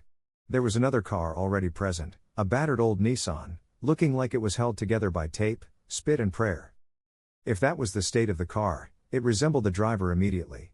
Izuku's eyes widened as the driver got out. That's the Erasure Hero, Eraserhead. And one of your potential homeroom teachers. A hard and stern man, accepts nothing but your best. You'll have a bachelor degree in bullshit, a diploma in psychology and mindfuckery and several other hero traits, no home skills, that's why you'll have me. Izuku nearly tripped over his feet. You teach at UA? Yup. In some capacity. Although if the rat gets his way I'll be about full time. Barakwheel. Eraserhead grunted. Sensei. Must say not how I'd intended today to go. There was a wry snort from the underground pro. That's heroics. What's so special about this applicant?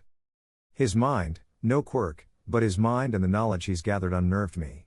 He's not got much on me, the stuff he has I trust will not put in a record.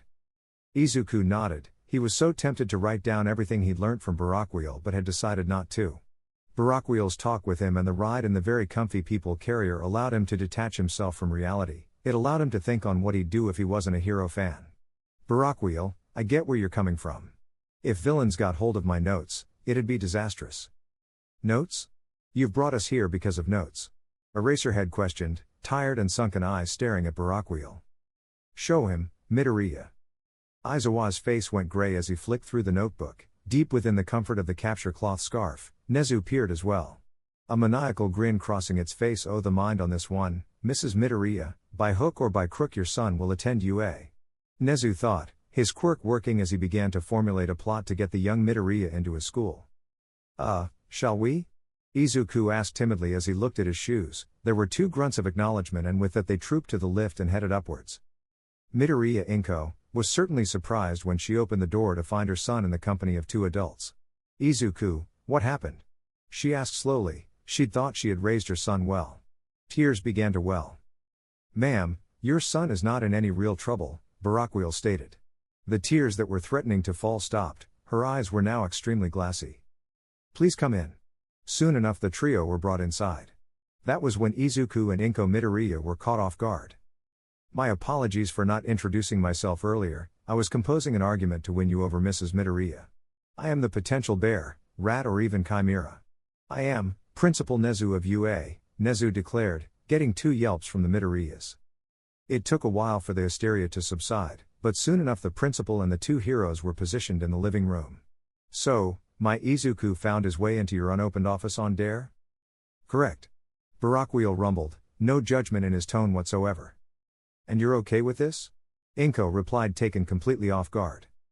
I have a pre-quirk, stereotypical drama protagonist backstory, with even a short but dark vigilante stroke antihero arc culminating in a socially accepted good versus evil, heroes versus villains war. Barakweel retorted with a grin. So, your son being an idiot and stupid, is perfectly fine. In fact, that's the childhood I'd rather my godson has. Yeah, I'd be annoyed if I found out that he's in jail for being a teen, but as long as he's not doing anything I did, or one-upping my antics, then I'd be extremely displeased. That's nothing to what his grandmother, my cousin, would do to me.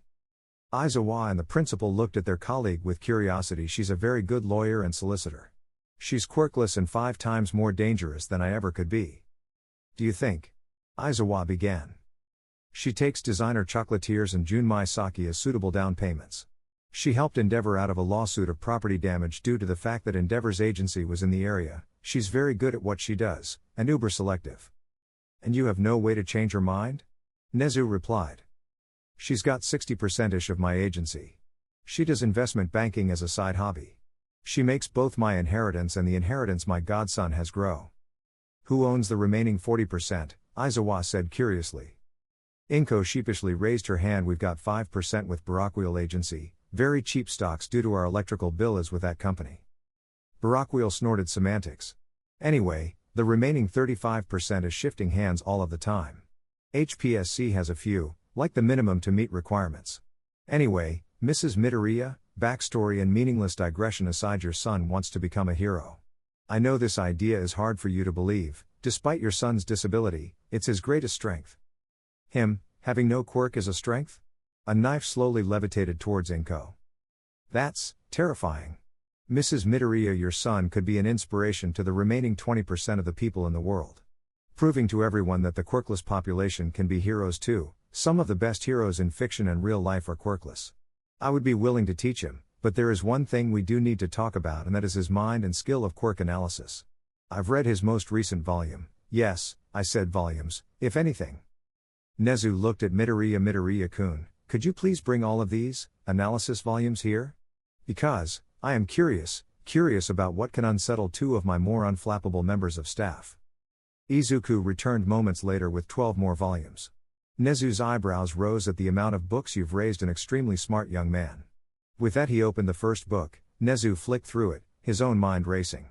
Yes, Midoriya, UA is your hero academia, quirkless, so what? Your mind is an invaluable tool. Midoriya, what is your plan for leaving your middle school? Applying for the hero course at UA, or at least applying for UA. However, I'm quirkless. Nezu nodded. Why do you want to be a hero? I just want to help people. I don't care about rankings, I just want to save and help people. When I was talking to Barakweel earlier, he said that I could be a hero. A hero for the remaining 20%, those who don't have quirks. I want to prove that being hero isn't about having a quirk, it's about a sense of worth, something I am seriously lacking. With that Izuku divulged everything. For Inko, it was heartbreaking to confirm what she had worked out. Her little boy, bullied, tormented by both peers and teachers, ridiculed because of his dreams. Then there was her, shutting herself down and trying not to see the hope in her son's eyes and the fact that he wanted to be a hero. Barakwheel and Eraserhead along with the principal were perfectly still. Nezu, either you drown the school in lawsuits and charges or I will. I'm more than willing to follow along the lines of the remembered villain, Guy Fawkes. Insignificant to Japan, but for Britain he's the cause of an annual event. Remember, the 5th of November. Gunpowder, plot and treason, I know of Guy Fawkes, Barakwheel, Nezu said calmly, causing the feeling of ozone to lessen. Due to these revelations, Mrs. Midoriya, with your permission I intend to withdraw your son from his middle school and I intend to complete his schooling within a month and allow Barakwheel to train your son. Inko looked at them, jaw open. You want to train my boy to be a hero? Yes, quite frankly, his brain, knowledge and skill for analysis can and will earn him very good money. Any alumna of UA would pay handsomely for such an in-depth analysis. Yes, Mrs. Midoriya, your son has been wronged by society and it is up to UA to rectify it. In fact, if your son does as well as I think he will, I'll petition with the school board to turn UA into a 3-school system. We're not hurting for money, we have the space but not all of the staff. Mrs. Midoriya, we want to offer your son the chance to fulfill his dreams. Chapter 8. Again? Shoto asked as he put Izuku onto the mat. Izuku sat up and readied himself again and Todoroki sent a pulse of ice towards the green-haired boy. Izuku saw it coming and launched a front kick at it, breaking it.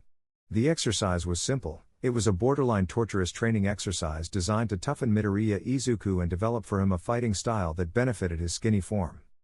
That fighting form happened to be more knee, kick and stomp based, with his upper body strength and arms more situated for blocks, grapples and painful subduing holds. It hadn't taken long into a mixed regime of self-defense conducted by Aizawa Sensei and Potter Sensei to swiftly break Midoriya of the idea of using All Might's fighting style. Flashback. Why shouldn't I use All Might as a role model? Izuku had asked in a breather, of one of his intense training sessions with the underground hero. Midoriya, you've noticed how different heroes fight, now, have you seen All Might's form and yours side by side? I'm short, he's tall, he's bulky and I'm skinny, I don't quite get it. Aizawa sighed deeply.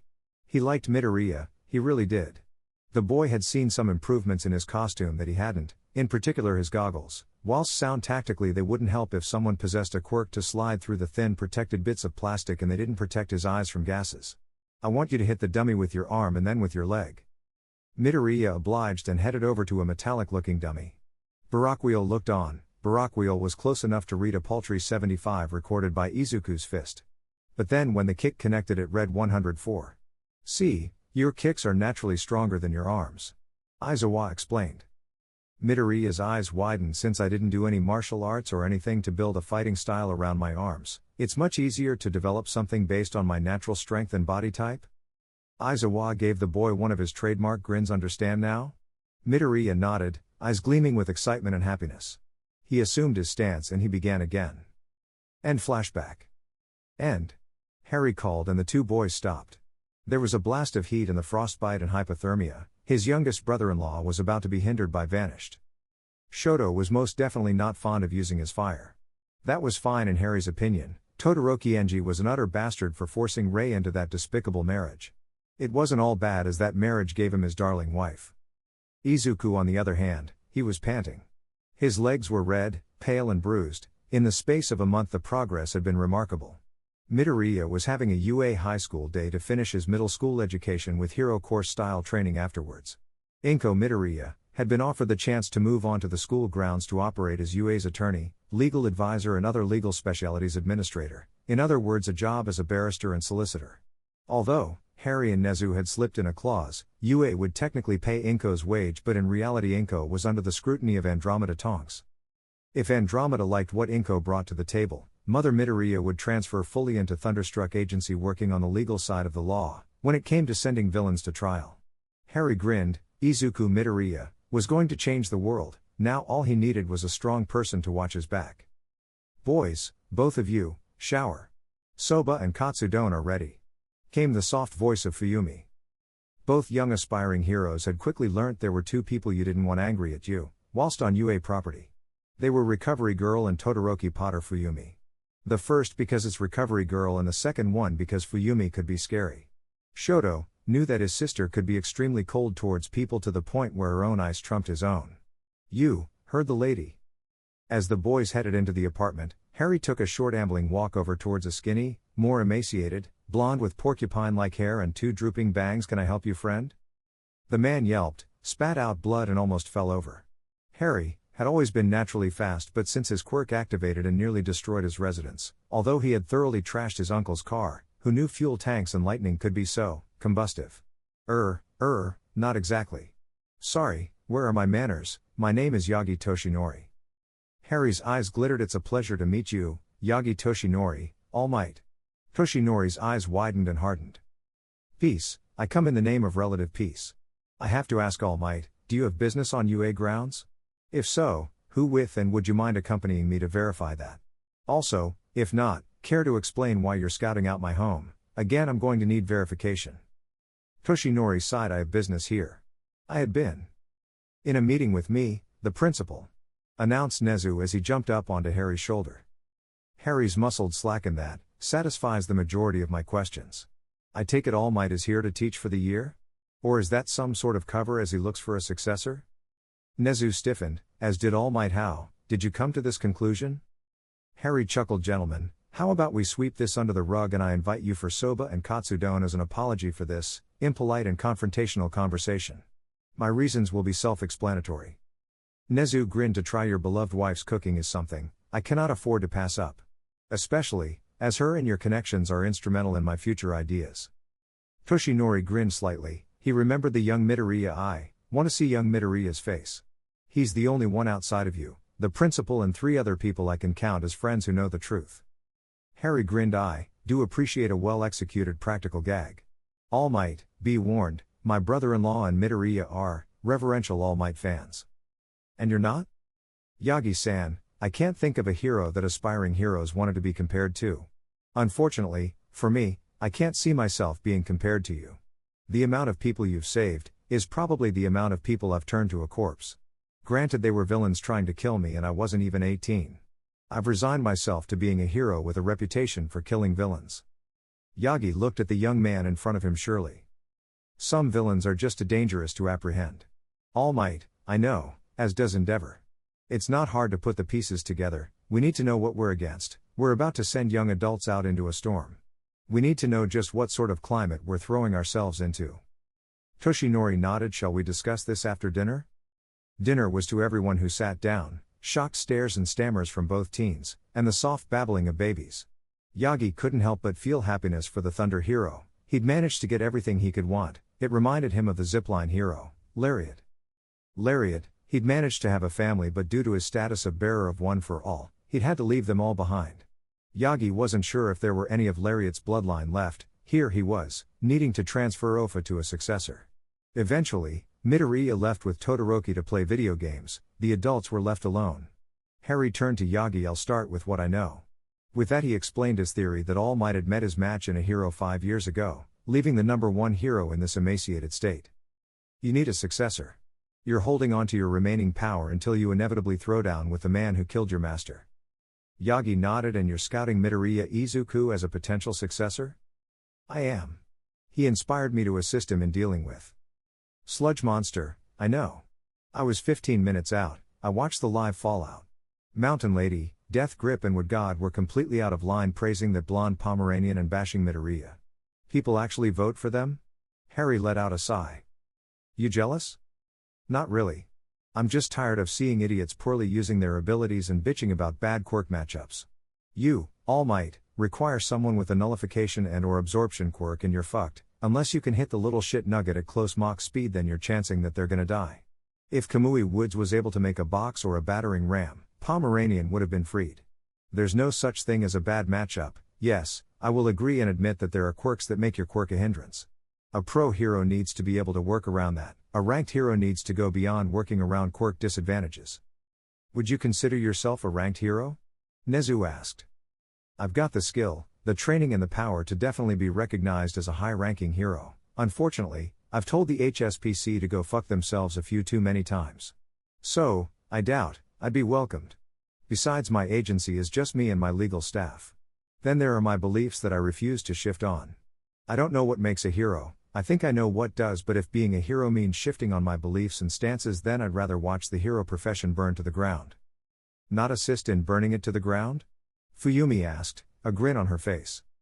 Nope, burning it myself means I get locked up. If I get locked up, I can't be around for Nozomi, Hiro, Ted, and you. At least you've got your priorities. I've always got my priorities, just not the means, all the time. Anyway, Midoriya isn't ready, besides I've got plans for Midoriya, plans, Yanagi, that you making him your successor will scupper. Heroes only bond with 80% of the world's population, leaving 20% out in the cold. I hope to make Midoriya into a hero that the other 20% can turn to and go, I can do that. It'll be hard, but I can do it. Toshinori's eyes widened. You want to make Midoriya Izuku, a quirkless hero? You realize that's a bad idea. So is Britain, for brainwashing, conditioning and experimenting on me to become the British version of you. They turned me into a weapon, then what do you expect would happen if the weapon looked at its wielders and realized, hang on, the people I'm arresting aren't the problem, you, the establishment are. They didn't, you didn't. Trailed the number one hero. They did and I did. In fact, if any of them come here I'm returning them in body bags. Although, I hope Squad 6 comes over here. These are the no-brains all-power people you worked with? Fuyumi asked.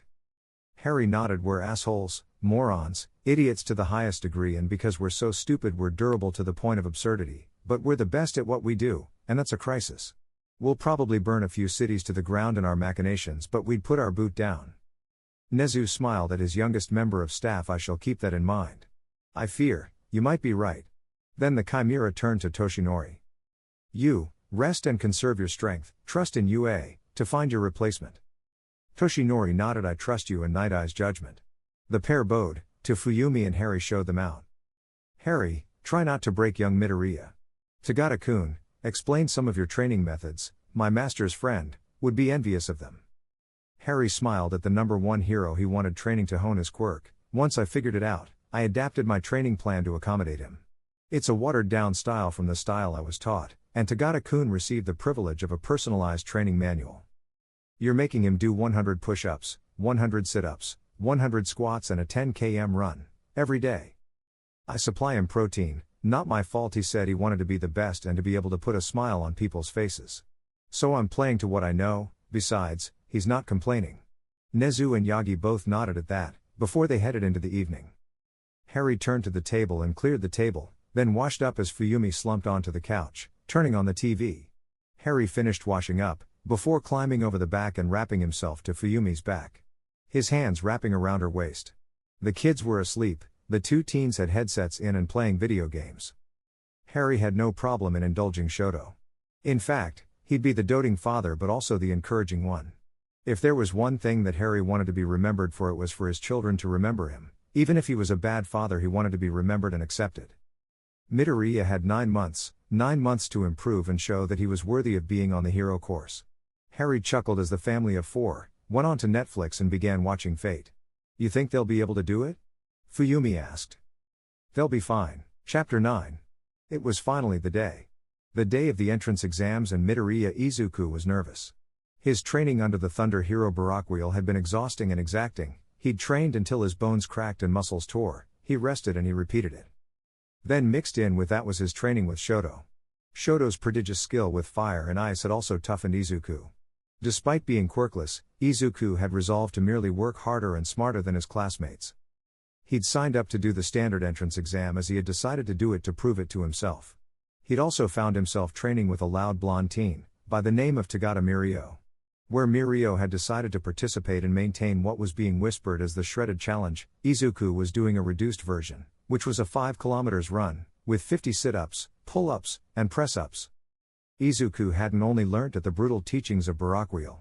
Aizawa and Snipe, with Inko's permission, had also joined in.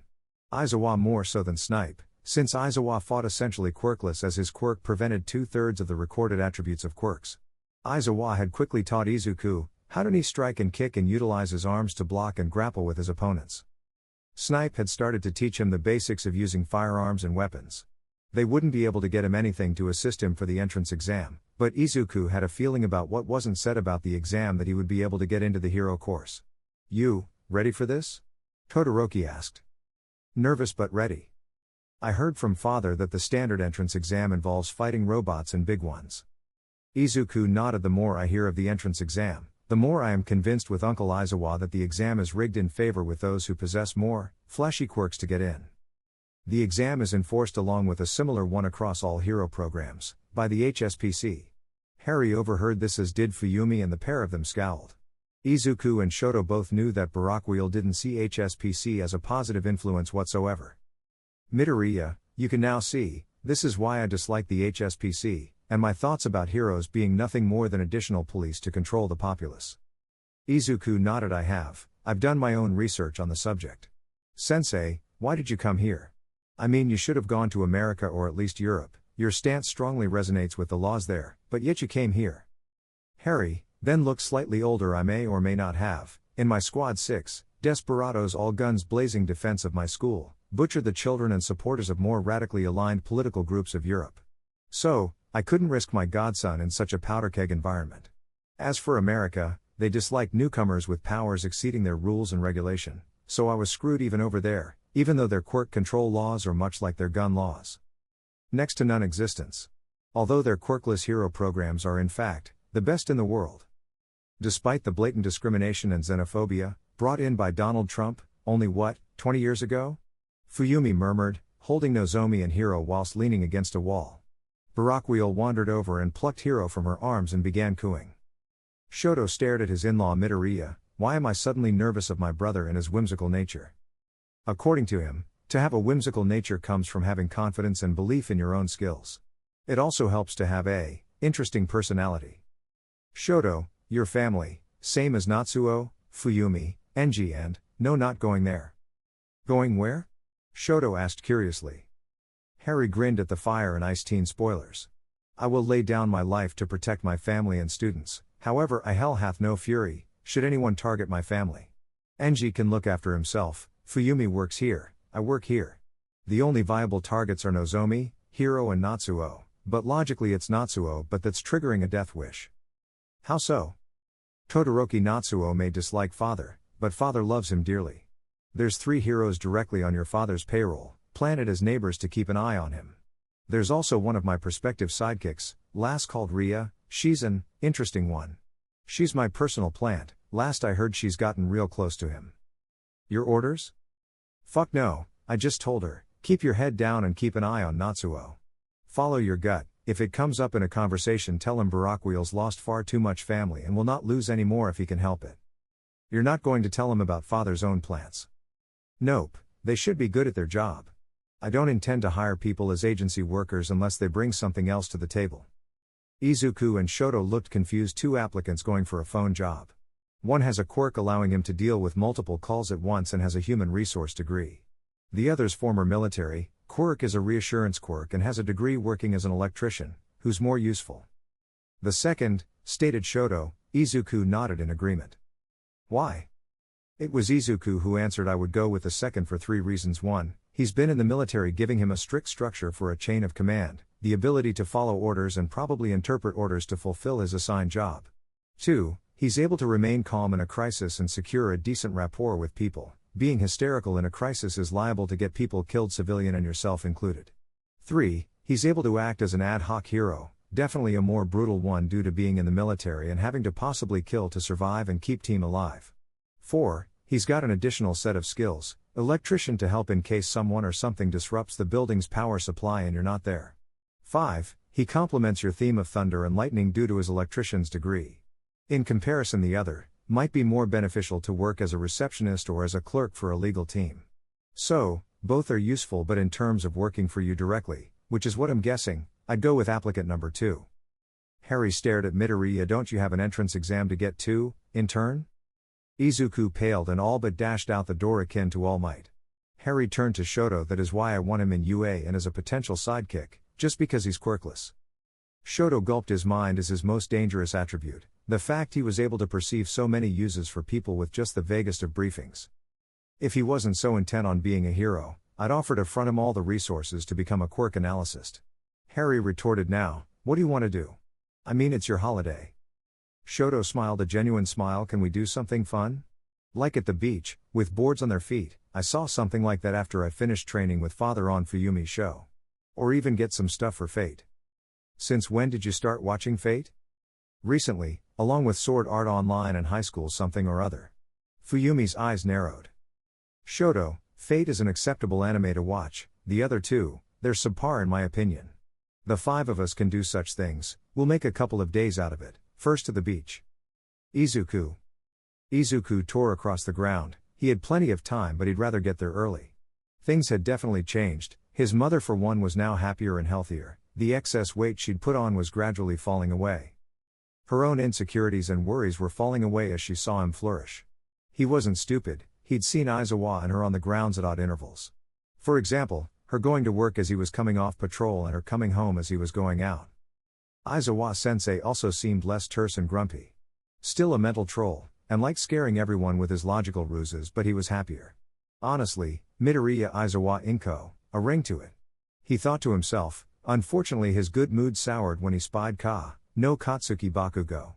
Thankfully, the explosion quirk user didn't notice his former punching bag.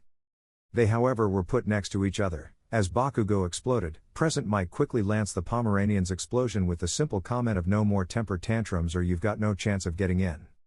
The exam in Izuku's opinion was far too easy, that could be due to the advantage of having UA teach him for middle school, or his work experience with Barakwheel, or even his single-minded nature to analyzing quirks.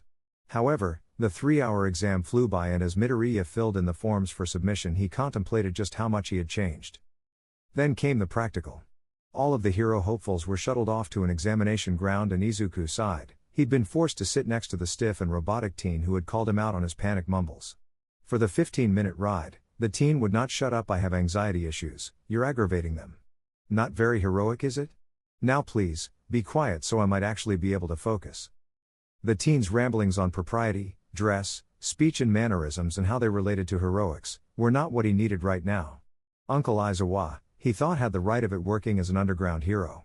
Izuku found himself in a tight group, in a sprawling city. Due to everyone's fascination of the likeness of the city, Izuku decided to go for a bit of a wander.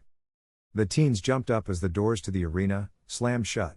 Izuku grinned, he knew what was going to happen with Present Mike officiating. He began to run. That is unheroic, shouted Blue as Mike announced. Villains aren't going to wait. There are no buzzers in real life. With that, chaos was made. It turned out, the robots had switches, bright red ones.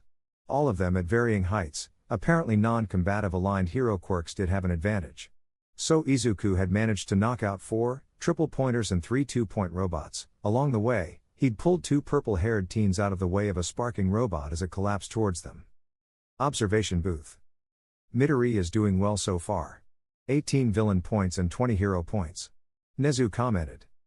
Aizawa watched with apparent disinterest. Midoriya deserves a place. We all know his reasonings, he's going to rock the world when he becomes a hero, however, he wants to rock it on his own terms. I cannot disagree with his deception. What's his quirk, Aizawa? I mean the staff have seen him around the school for nearly the past year. Asked the 5th panelist, Kansek Jiro, Blood Hero, Blood King. What makes you think he has a quirk? All conversation stopped. Nezu, Aizawa, Midnight, Snipe and Inui along with Khan made up the panel of accepting those onto the hero program. Aizawa and Khan, however, had one automatic claim at the cost of second pick of the recommendation students. You mean, he's quirkless and he's applying for UA, Khan blurted out. Inui cocked his head waiting for a response. Does anyone have a problem with that? Nezu asked, everyone could hear the steel in his voice. Does he bring anything to the table?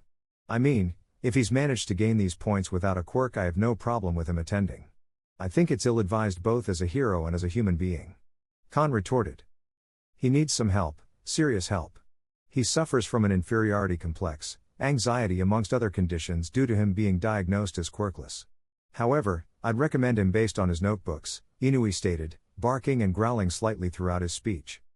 Notebooks? He has an understanding and raw analysis of quirk applications, how to wield them, improve them and defeat them. He has the entirety of the staff in his notebooks, including Aizawa. Quite frankly, if it wasn't for Barakwheel stating hook or by crook, Midoriya would be a hero, we wouldn't have thought anything of it. But it's the detail that scares us. If he's managed to get Aizawa, what would happen if someone with less than noble intentions got a hold of them? Nezu countered. We could or would be dead. I appreciate the warning, but this is coming from my time in the military. I would like to see evidence of this, to see if what you're saying. Khan retorted. He turned gray as Inui pulled out a black and white photocopied book. On the cover it had Hero Quirk Analysis for the Future Volume 8. Khan's eyes widened. 8 volumes. He took the book, noted Aizawa's coding and flipped to his section. It took him the space of 5 minutes to make it through his first page. Khan closed the book and gulped. No one asked him for words for his expression detailed at all. May I? The blood hero asked before activating the gargantuan zero-pointer. Chapter 10. Izuku, it's here. His mother called. Izuku finished his sparring on the Wing Chun dummy. He finished with a strike that would have cracked a ribcage. On my way. He called, as he headed off the roof and down into the apartment that he, his mother and Aizawa co-inhabited. Izuku grinned at his stepfather. In all but name, it was no secret that whilst Izuku had been learning at the feet of Barakwheel and Eraserhead, that the latter man had been getting closer to the Midoriya matriarch. After a swift shower, Izuku headed into the kitchen where Aizawa was sitting with surprisingly a proper breakfast and cup of coffee. There on the table was a letter addressed to him. With hands shaking, he opened the letter. It was a disc. Izuku pressed the button. On the small projector was Aizawa. I'll tell you this in person. Then the projection cut off. Midoriya Izuku, you scored a total 30 villain points. That is unfortunately not good enough for an applicant for the hero course. Aizawa deadpanned. Inko fought to keep her face straight. Her son paled. She began to giggle as Aizawa's face morphed into a maniacal grin, with emotional gag of fooled you, we're a hero course. Heroes, as Barakwheel said, is not always about hitting the villain or idiot, but it also requires saving people. Your skill at saving people, whilst not the best, did warrant you 98 rescue points. Welcome Midoriya Izuku, to your hero academia. Midoriya grinned. I got in. The staff were of mixed reviews. Then Barakwheel showed us your portfolios and said let's drop these in the street and see what happens. They shifted their stances. Izuku sighed. Barakwheel was becoming a well-known name. Sometimes, not in the right way, he was known for his sarcastic comments, patronizing nature, and probably most importantly known to turn around to the HPSC and had clearly on camera told them to back up and fuck off. Currently in the background the TV was on. Midoriya-kun, before you get lost in the debate on the TV, I want to ask you something, Aizawa murmured. That is? I am intending to marry your mother.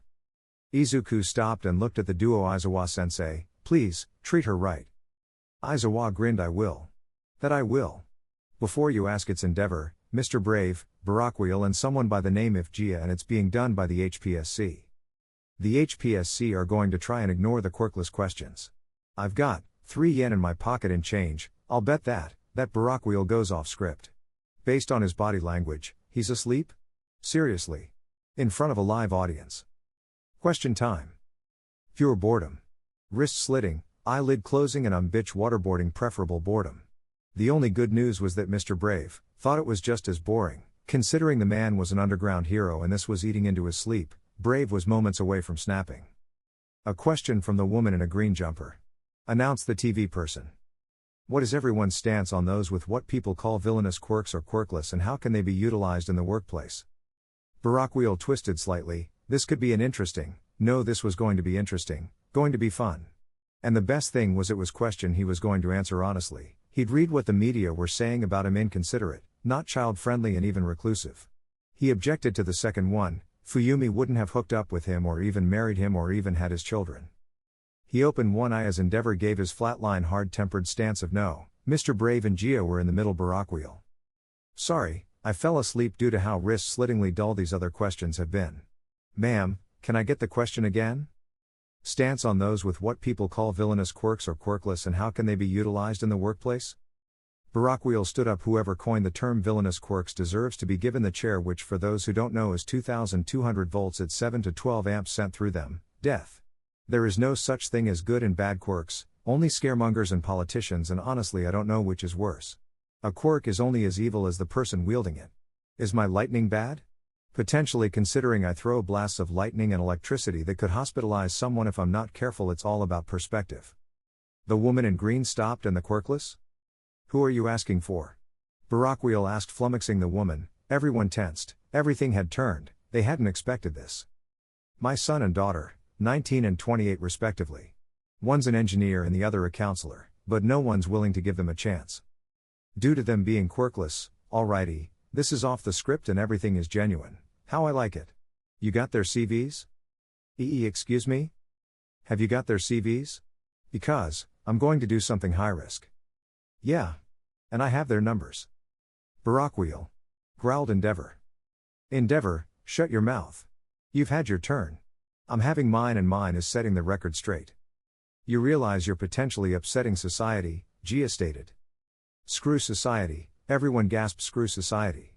Screw societal views and expectations, they're purely psychological and designed to categorize and divide people into us and them.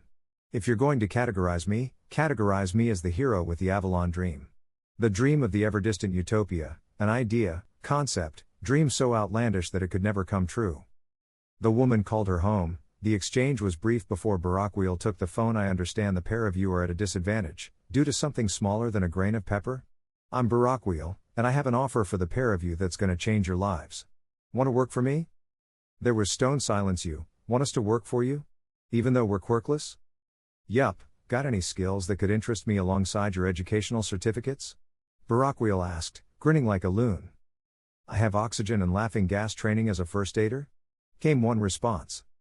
I make coffee. Barakwheel paused. Coffee is good, coffee is great. I'll email you within 72 hours where you need to go. With that he hung up, his quirk flaring as he had everyone. Does anyone have a problem with how I do things?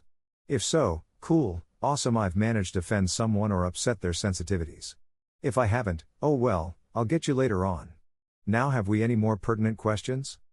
This wasn't meant to go, protested the announcer. Barakwheel slammed his chair and go screw yourself. Now if you'll excuse me, I've got other things to do. With that Barakwheel turned to walk out only to be stopped by one final question. A black man in a suit stood. Barakwheel, why do you hate the HPSC so much? Barakwheel turned. They've turned the heroes of Japan into effectively glamorized police. They're understaffed and overworked and spend far too much time trying to turn hero academies into standardized schools in order to turn out clockwork heroes. They're not above inviting themselves into a hero's home and blackmailing them, so in a word, they're worse than the crooks that we, heroes, apprehend for stupidity. It would not surprise me if they're creating the villains us heroes have to fight. If you want true heroics, support your local vigilantes, they're more genuine than the most of us active heroes. Why do you do it then? Be a hero? If you dislike heroes, then why do it? Came the counter-argument. Because I'm too damn weak. I'm too damn weak to break the molding of my conditioning. I'm too damn weak to realize that I never had the choice to be hero. My whole life was molded so I could be a hero. Being a hero, it at least gives me a chance to prepare wide-eyed, hopeful and quite frankly idiotic teens for this thankless job. Can we depend on you? Can we, the public, depend on you to do your job? You'll not find a hero anywhere as blunt to rudeness, or willing to fight for your life than me. I might disagree with your lifestyle, your choices, beliefs, in fact just disapprove of you as a person, but I will defend to the death, you and yours, as no one deserves to be killed in the street like a dog. With that he left. Midoriya apartment. He didn't. Aizawa grinned. The more I watch my newest colleague, the more I find myself liking him. That's not to say, I didn't before, but that takes some nerve. Inko shook her head. I am still confused by him. He appears to be the most candid and approachable boss I've ever worked for, and then he does this. My brother-in-law, do something again, Midoriya-san? Izuku and Inko looked up to see Todoroki and Fuyumi at the door. He disagreed vehemently about a question to the point where he walked out. Todoroki grinned. Harry is what I call one of the last of the real ones, an old-school hero. One that tries not only win the public's opinions but also helps the public. Heroes get paid by the government for their duties, but Barakwheel at least does odd things. He pays into the local community. He donates to the local fire department, police, hospitals, etc. As for why, he says heroes can't do it alone and supers can't be everywhere, so we need our emergency services to fill the gaps where we can't. Fuyumi grinned. Harry's a walking mass of paradoxes and contradictions, but he enjoys what he does. Inko sighed. I really do not understand how we don't get any subpoenas or even court orders. Fuyumi chuckled. My father is Endeavor. Harry and father have a good relationship out of uniform, but in costume they have roles to play. My husband is the tempestuous upstart wanting to shatter the status quo, and my father is the number 2 pro hero. When I speak, people obey.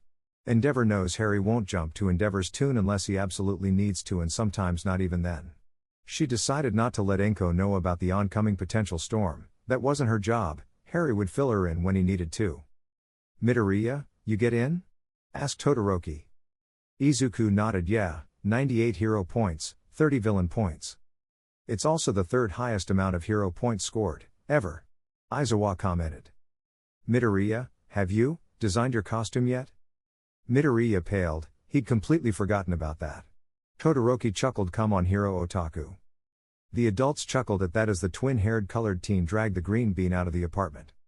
Todoroki entered his sister's apartment and armed the duo with notepads. "Midoriya, you're quirkless, I'm pretty sure your brain is already thinking of ways of evening the score between all of us.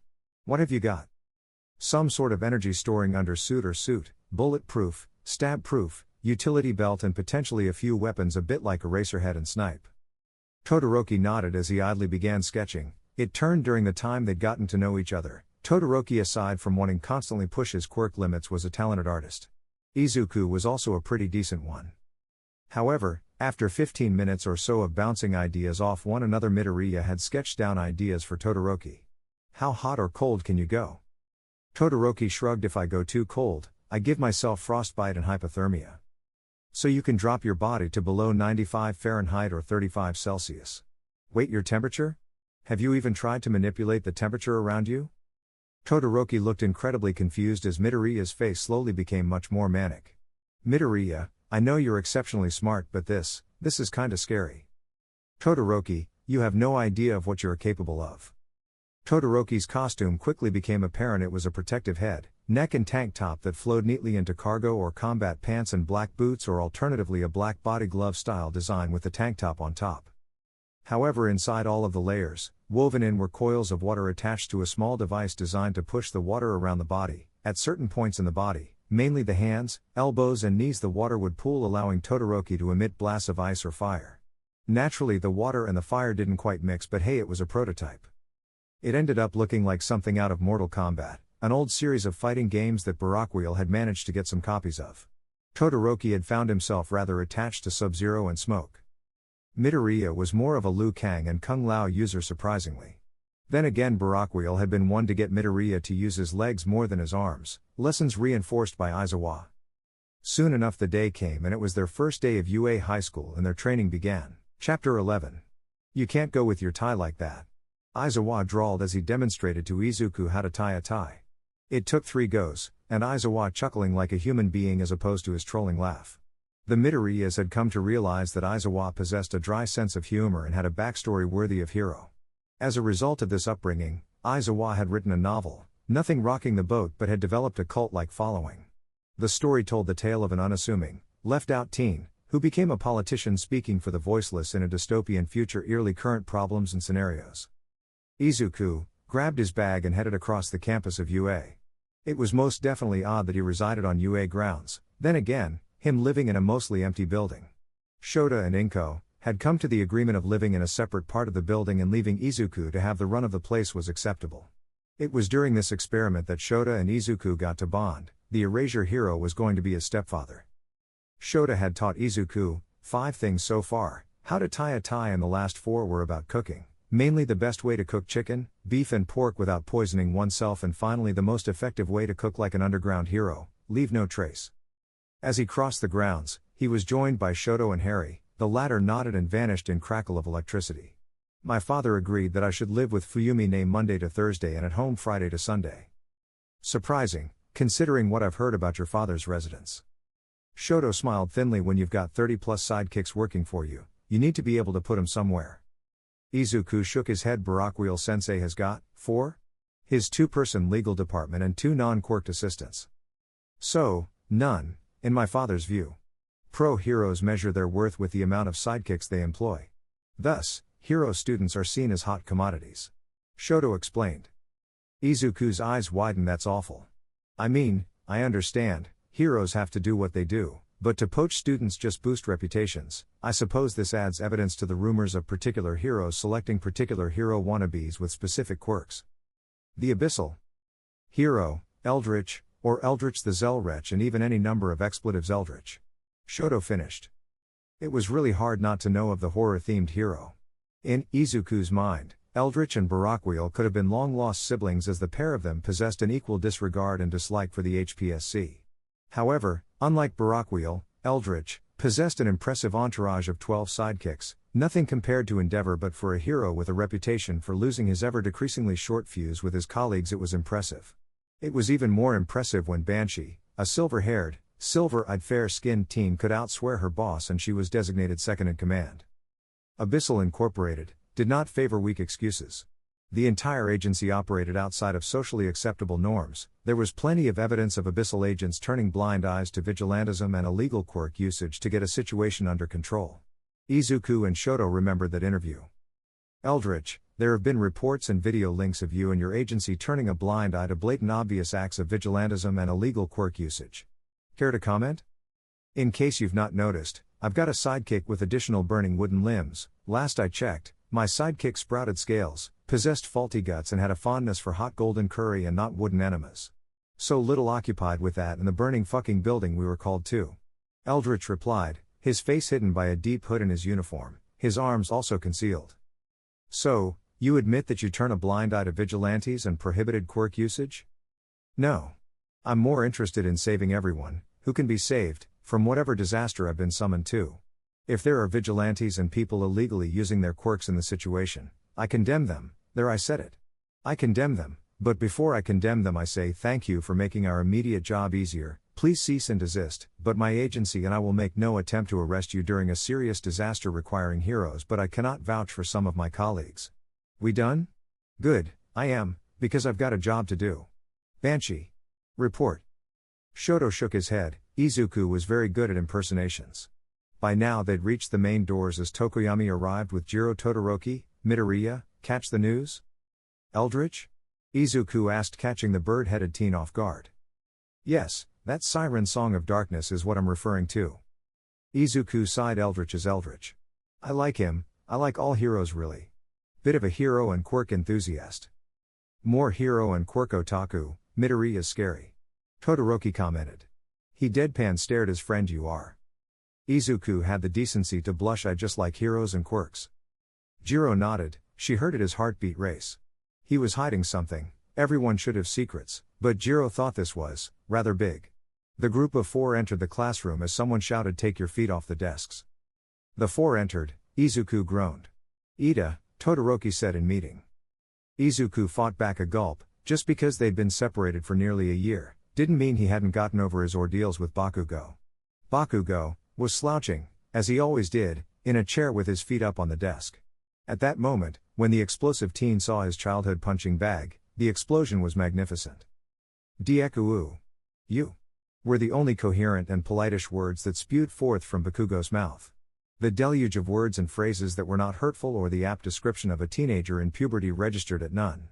In fact, with Todoroki, Izuku, Jiro and Tokoyami being the last ones and Bakugo in his deluge, everyone was distracted.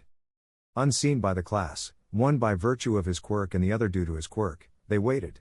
Baraquiel entered visibility and let out a clap of thunder with his hands. Class 1A jumped and shrieked before scrambling for their seats. 8 seconds, that's 8 seconds too long. If you're here to make friends first and heroes second, don't let that door hit your ass, Baraquiel stated. I'm not here to micromanage your behavior and mannerisms as such, but Bakugo, if I hear, see or even suspect that you're bullying another student, then you can expect your dreams to be a hero to be like a lightning bolt, fast and brief. I'm Baraquiel Sensei and one of the heroes facilitating your training. Thank you, Baraquiel. I'm Aizawa Shota, your homeroom teacher. Baraquiel will be assisting both hero courses but predominantly this particular class. Anyway, all of you get changed into these and we begin. Senseis, what about the welcoming ceremony? Protested Ida, standing ramrod straight. Doesn't concern you. Right now, boy.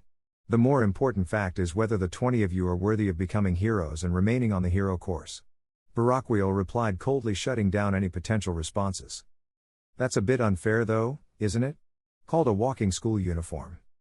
Miss Invisible, please stop with the consumption of sugar. I get it, being invisible is an unfortunate quirk at your age. But like your quirk when it manifested, it is unfair. You're intending to become heroes, unfair is going to be a constant in your future. If you can't hack it, please, the door is there. Baraquiel retorted. Enough. We're wasting time.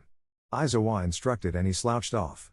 Baraquiel looked at the class, smirked, nodded at Todoroki and Izuku before disintegrating into the plug socket.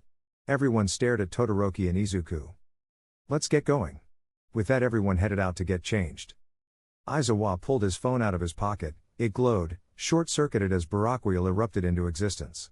Aizawa chucked the device to his mentee, who caught, and then, with the only evidence being a minor nosebleed, the device restarted. I can see the benefits of that technique. What are you calling it? Barakwheel shrugged, probably something that sounds as if it's come out of the Fate franchise. Aizawa shrugged, his apprentice was an odd one and gifted in the kitchen. I'm going to have to brush up on my cookery. Barakwheel grinned, he spied the student. Seen anyone unworthy? This surprisingly came from the erasure hero. Only one outright, 5 if they don't get a reality check. Remember, I'm the one who reads their transcripts. Some are so filled with pomp, shite and almost too clean, leading to tinkering. Bakugo, for one. I'd warrant he'd go vigilante and end up dead. Uraka, she's got a head on her shoulders, honest, that's one thing. Aizawa cocked his head. Her quirk? Zero gravity allows for floating about 3 tons. Says she gets nauseous, that's one side effect I've not seen before. Barakwheel responded dutifully. You didn't have to do this. I said to endeavor, I'd help out. There's something in the ozone, Aizawa-sensei, something is about to happen and this bunch are gonna be in the fucking middle. Aizawa nodded. Enough, we have heroes to train. By now the 20 students were standing opposite the teacher's right. This is the first of the aptitude tests. Do your best, Aizawa stated as he casually chucked a ball to Bakugo. Bakugo, what was your best pitch at school without using your quirk? 67 meters, I think. Why? Here at UA, things are slightly different. No authority tells us what to do, however, we have to abide by their advice. In essence, use your quirks, strengths and intellectual capabilities to your fullest. This sounds kinda cool and fun. The pink alien hero in training blurted out. Fun? Aizawa stated flatly. Natural disasters, terrorist attacks occur and you'd call them fun?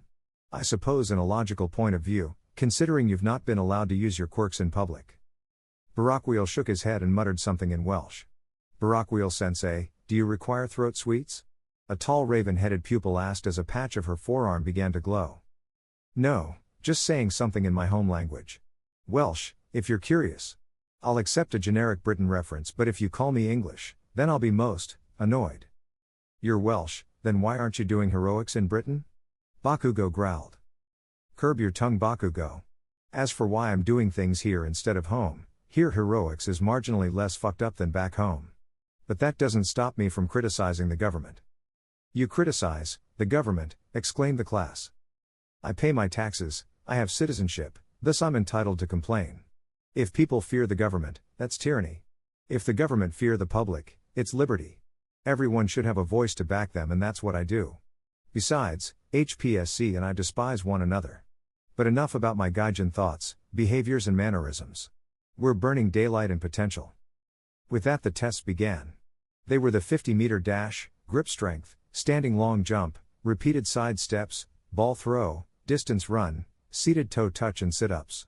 Izuku had never been more thankful for Barakwheel and Mirio-senpai's quite frankly ridiculous training regime. 100 push-ups, sit-ups, squats and 10 kilometers run had improved his physical fitness to an extreme degree.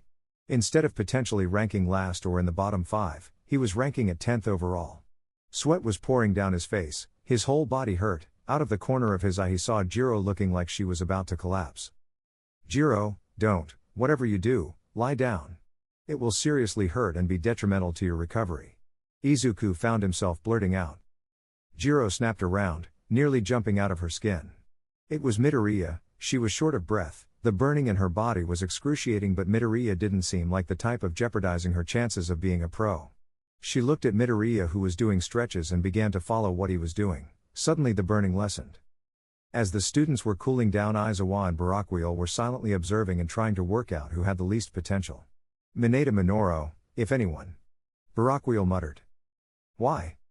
He's got a stack of warnings and complains about 6 inches deep, all of them around stalking, peeping, perverted behaviors, and acting on all of them. The only reason he's managed to get away so softly is that his godfather and uncle is in fact the alien sage hero, Jiraiya, yes, that one. It doesn't help that said hero is also an extremely prolific and talented author. Yes, I trace the bloodlines. I feel sorry for Asui, but anyway Mineta will tarnish UA in ways it might not recover from, whereas another is Bakugo, but there's already a hero with Bakugo's temper and profile and happens to be number 2 in my family. You're always welcome to veto my choice, I'll send you my findings. Aizawa shook his head. I believe you, I know how you operate. Even the smallest of crimes, a humble thief, leads to a case nearly as hefty as a homicide. There is a reason, the HPSC label you a hero with psychopathic tendencies. Barakwheel smirked. Not my fault. I make sure to reference my evidence with CCTV footage turned into individual pictures. Just to nail someone, I prefer sociopath, more accurate. You're labeled a psychopath. This phrase caught the class's attention. Jiro, however, had been listening intently. Finally. Something I'll openly admit, I'm not perfect, I broke faith with my nation's leader by telling him no. Besides, it's only a psychopath if one does something horrific to the public, but before that it's merely psychopathic tendencies. Barakweel retorted, there is a slim difference, but there is a difference. UK government are still trying to bring charges against you, for that. Barakweel's displeasure was seen as a bolt of incandescent red lightning slammed into the floor next to him. I whipped them in private, it looks like I'll whip them public, anyway, we have students to deal with. Attend to, Barakweel. With that Aizawa turned to the assembled 20 students. First of all, any rumors of my expulsion record stand. All of you are staying, no one is going home, although Mineta Minoru, Barakweel found several items of information on you that your school neglected to mention on your transcripts, and as such you were unsuitable for UA's hero course. Mineta turned pale. He could try and protest this, but he knew deep down Jiraiya wouldn't be able to help now. I'll take him, Aizawa. You've got 19 students to worry about. Chapter 12. Class 1A watched as Barakweel flickered away so uncouth. Wait until my parents hear about this. Began Ida. He won't give a damn. Honestly, complaining to parents about him and so they complain at him, it only annoys him. In all honesty, he'll respect you more if you bring your complaints to him yourself, and, even more so if you do it privately in a civilized manner, Todoroki stated, cutting across his acquaintance. Todoroki, just how do you know so much about our unknown hero teacher? Ashido asked, bouncing at the prospect of new gossip. Who gives, he's not in the top 10, I've not even seen him in the rankings, he's more than likely a weak, has-been hero that is teaching to eke out his glory days. Now move it extras, don't slow me down. Snarled Bakugo, as he stalked inside. Don't let the front gates of UA hit your ass, should Barakweel decide to punch your ass. Jiro called, Bakugo stopped. But decided to ignore the purple-haired rocker. Well, he's going to be even more pissed tomorrow, Izuku stated. He turned to Aizawa. All of you, get your term program and scram. We start tomorrow, Aizawa stated, grabbing his sleeping bag and slouched off. The remaining 18 students watched him leave. Before Ashido spoke again, Todoroki, you didn't answer my question. Todoroki smirked, he's my brother. As for why he's not in the rankings, he'll tell you to his face it's because he can't be asked to put his back into it. He's that lazy? Exclaimed 1A. Izuku snickered, yup, the laziest and laid-back hero you could ever meet. Even when he was training me, he was hands off. Never does thing physically to help you, but it is not his physical prowess that makes him brilliant, but rather how he makes you think. Although, his physical workout is nothing to sniff at. Ashido turned to Izuku, what is your quirk? I mean, everyone but you demonstrated a quirk, is it a mental one? Is it intellect-based? I mean, you were giving us warm-down hints and tips. The warm-down is from experience, allow me to answer your questions with a question of my own. Why would I not want to use my quirk? Because it's either unimpressive, highly unlikely, or manly, dangerous to everyone, or, because you might not have one and thus do not have a quirk but are putting on a charade, which is unmanly as anything, denying the fact that you have a quirk. I'm Kirishima, by the way, Kirishima Eijiro, Kirishima said, offering his hand out. Izuku shook it. Midoriya, Izuku, and Kirishima, you're right. Izuku paused, they needed to know I'm quirkless. Everyone bar Todoroki stared at the green-haired boy. You realize that this is reckless. How? Ida began. Ida, I say this with the greatest disrespect, take your quirkist, family-honored tailored bullshit and ram it up your ass. It's not you who will be influenced by my choices, it's not you who'll be crying if I end up dead, you know who will? Oh, wait, me and my mother.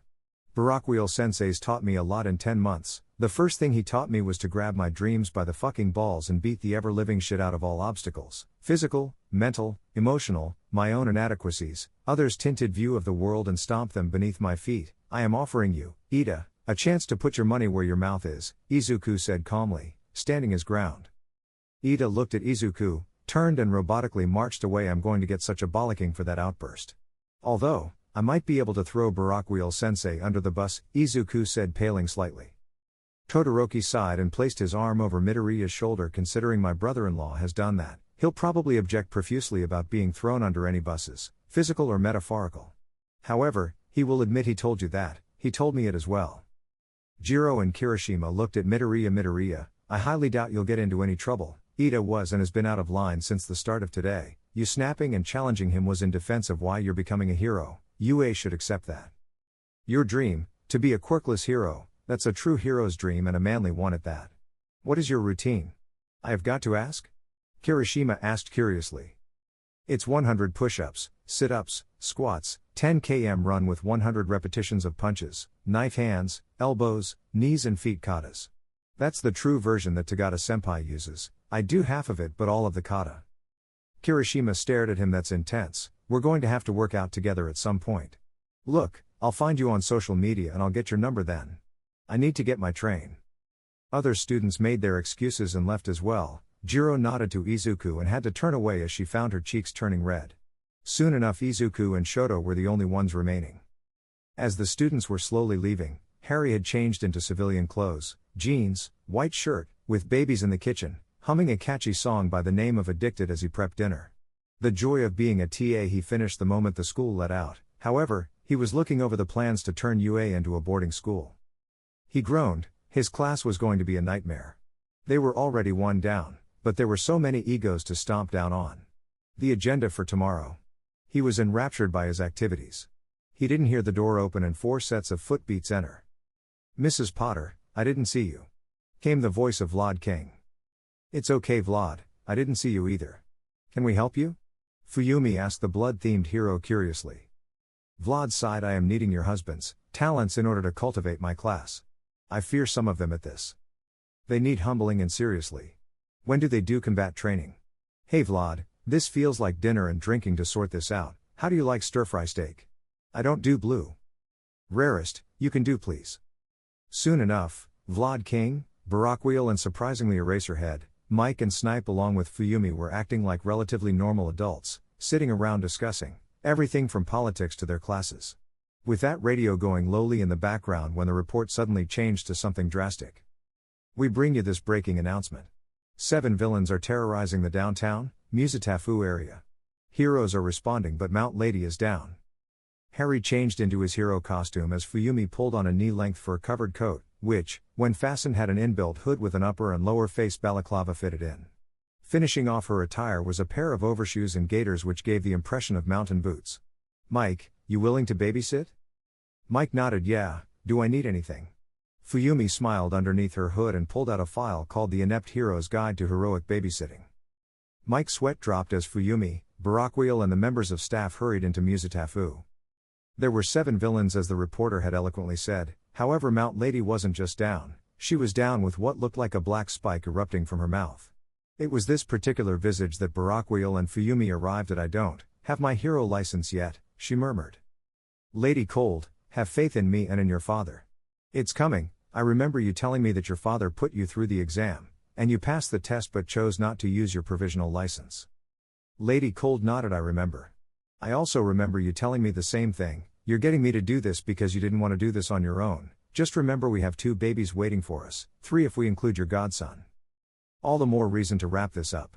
With that Barakwheel clapped his hands and the screaming of civilians stopped. Civilians, I'm Barakwheel, everything is going to turn out okay. Now, can the real villains please stand up? Because we're about to have a problem here. Heat Vlad. One villain was a broad-shouldered, squat-looking man with piercing blue eyes and a rather smoke-dusted tan, clad in the remains of a firefighter's uniform. You think you're being funny quoting him? Look at what I did to your precious female colleague. Barakwheel looked at the impaled corpse. So, you're a cheap knockoff of Vlad Sepish III. With a superheated carbon quirk? Oh, and as for being funny? Not really. Look, is it possible that you and your crew can possibly surrender? Not likely hero, you see, ever since you heroes and your imposed rules stopped 90% of the population from using our quirks, this is a stand. A stand for metas and meta ability use everywhere. Up with the meta liberation. Up with the meta future. Screamed the newly dubbed Heat Vlad. Barakwheel nodded. All right, Heat Vlad, you're under arrest for the murder of pro-hero Mount Lady. She might not have been a decent example of a hero but killing a hero is a pretty heinous crime. With that before Heat Vlad could respond, Barakwheel shot forwards, lightning cowling around his body as he slammed his elbow into the villain's stomach. Heat Vlad's eyes bulged as spit and blood gushed from his mouth, his hands flared, as 2 dark red, almost black spikes began to protrude from his hands. Barakwheel grinned, I love it when you get handsy. Unfortunately, my hands are only for beating thugs and holding my other half. Barakwheel grabbed Heat Vlad's wrists and with a mutter of hey look, no hands, sent 4 pulses of electricity coursing through Heat Vlad's body. It convulsed, the spikes fell, shattering on impact and melting the tarmac. Barakwheel knocked out the first one with a devastating spinning crescent kick connecting solidly with the temple. There was the unmistakable sound of heeled boot meeting the skull and a crunch as the body hit the floor. That's one. Lady Cold and the Power Fist brothers. Lady Cold rolled across an empty car, narrowly dodging 2 identical villains. One roared as he ripped his right hand out of the car, ripping a gouge out. She cartwheeled to her feet, as the left hand tore his hand out. The 5-seater estate car was gone. Along with 2 others, to form 2 pairs of metal fists? The Power Fist twins, great name, Fuyumi, but did it have to be now? Cold. Duck. Came the distinctive, Wyoming/Japanese accented voice of Snipe. Cold complied just about, avoiding a heavy jab that would have smashed her ribs, no matter what. As she did so, the Peacekeeper revolver barked 4 shots, all 4 were beanbags, tailored for those with physical enhancement quirks. Lady Cold swiftly lowered the temperature so a sheet of ice flared into existence. Think that's. Mocked the left twin. Gentlemen, Luna Light Binding, really didn't think this through. There was a yelp of pain as white cords of electricity slammed into the brothers. Anyway, nice industrial fists, pity they make superb handcuffs. Now that's 4, where's? Barakwheel turned to see a pair of giants. The first was abnormally built, his arms were huge. They looked like miniature trash compactors, coupled with those insidiously gray and red splattered gauntlets. Barakwheel shuddered at the thought of Fuyumi having to gear that thing. Lady Cold, not for the one to sound like a misogynistic wanker and destroying my flimsy credibility, Barakwheel whispered over the comms, unaware a future listening hero was watching transfixed with her parents. If it's a request for me to stay back, yes. I really wish it didn't have to be against people who really shouldn't see the light of day again. Darling, be careful. Barakwheel and Lady Cold versus Rappa Kendo Katsukam. Barakwheel paused. He fixed the second one, he recognized as Rappa Kendo. Rappa and Katsukam, now 2 people seriously wanted by the police and heroes, for a multitude of crimes. Why with these villains? You're not the brightest of people, so you'll have to indulge me. Any chance of you coming? Barakwheel didn't get to finish his sentence as Rappa was already moving. Lady Cold. Play support, this is gonna hurt, Barakwheel shouted as Rappa's fist came towards him like a Gatling gun. Jiro family. This is totally cool. But also extremely frightening. Jiro Kyotoku exclaimed. They were coming back from a celebratory meal for Kyoka's first day and now this. Jiro had quickly got them to cover, in an alleyway just off a corner store. It was a little cramped, she was trying to get a vantage to see the villain call for help when Barakwheel sensei arrive. A hero's here, Dad, my teacher, actually. Mika looked at her daughter. What's he like? Bit of an asshole, in fact, both Aizawa sensei and Barakwheel sensei both are. He's, Barakwheel sensei's, already shutting crap down and we've not even started. He calls himself a pro hero, but apart from scattered and terse interviews, we know nothing about him. They then saw Heat Vlad appear from a store, as Barakwheel showed up. Jiro placed her phone on record, she needed to record this. Finally, something to learn about something her teacher, she winced as she saw her teacher take the villain apart so quickly. And violently. I'd have stopped as soon as I folded him over. But that's brutal. Jiro didn't know what Heat Vlad had done just before this, she knew a hero was going to be tough work. Barakwheel sensei didn't even sound much older than her. What the shit, sensei? She was unaware her parents had followed her. Did you get anything? He shocked a guy and then punted him the head, and there he is. Helping someone, and Snipe sensei's there. Snipe's got nothing to do with us, yet. The Jiros were sensible people, normally they'd get away and watch on the news, however, their daughter was entering this line of work. You had to learn by example, after all. They weren't about to see an utter bloodbath. Truths would be revealed to Jiro. Heroics wasn't about saving the day in pretty unblemished costumes and wide smiles, it wasn't about doing random acts of kindness in the street, sometimes it all came to who gives first. Who gives in or gives up first? That question would be seared into her mind as that first fight her sensei had in front of her outside of the classroom, would change her fundamentally. Similar thoughts would be had across everyone who watched the news. But for one other, a choice would be made and a question will be had. Chapter 13. The crowd screamed as Rappa grabbed Barakwheel by one hand with the other started with a downpour of punches. They weren't organized by any means and it was due to this, A miscalculation on Rappa's part why his punches did not kill Barakwheel outright. Each barrage of punches from the quirk, Strong Arm, lasted for 3 seconds at a time. The first barrage slammed into Barakwheel's stomach and intestines. Barakwheel had very little time to exhale and tense his stomach as the barrage of fists pulverized his digesting dinner. Rappa smirked as he dropped the hero, who collapsed to the ground in a boneless heap. So much for being a tough hero.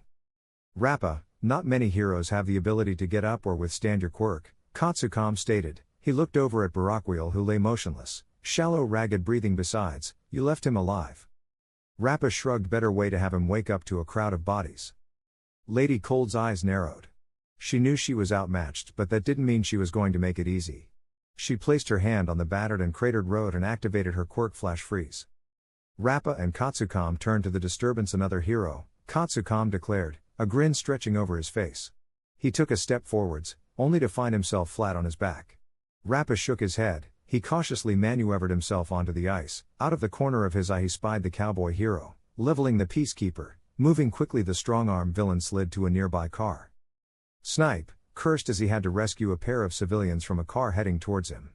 He pulled the rope from his belt. The rope was a Swiss Army whip, truly an invention of power loader at his finest. One setting on the whip were a set of energized monofilament wires. The wires quickly sliced through the incoming car. Katsukam had got to his feet and he advanced on the remaining pro-hero.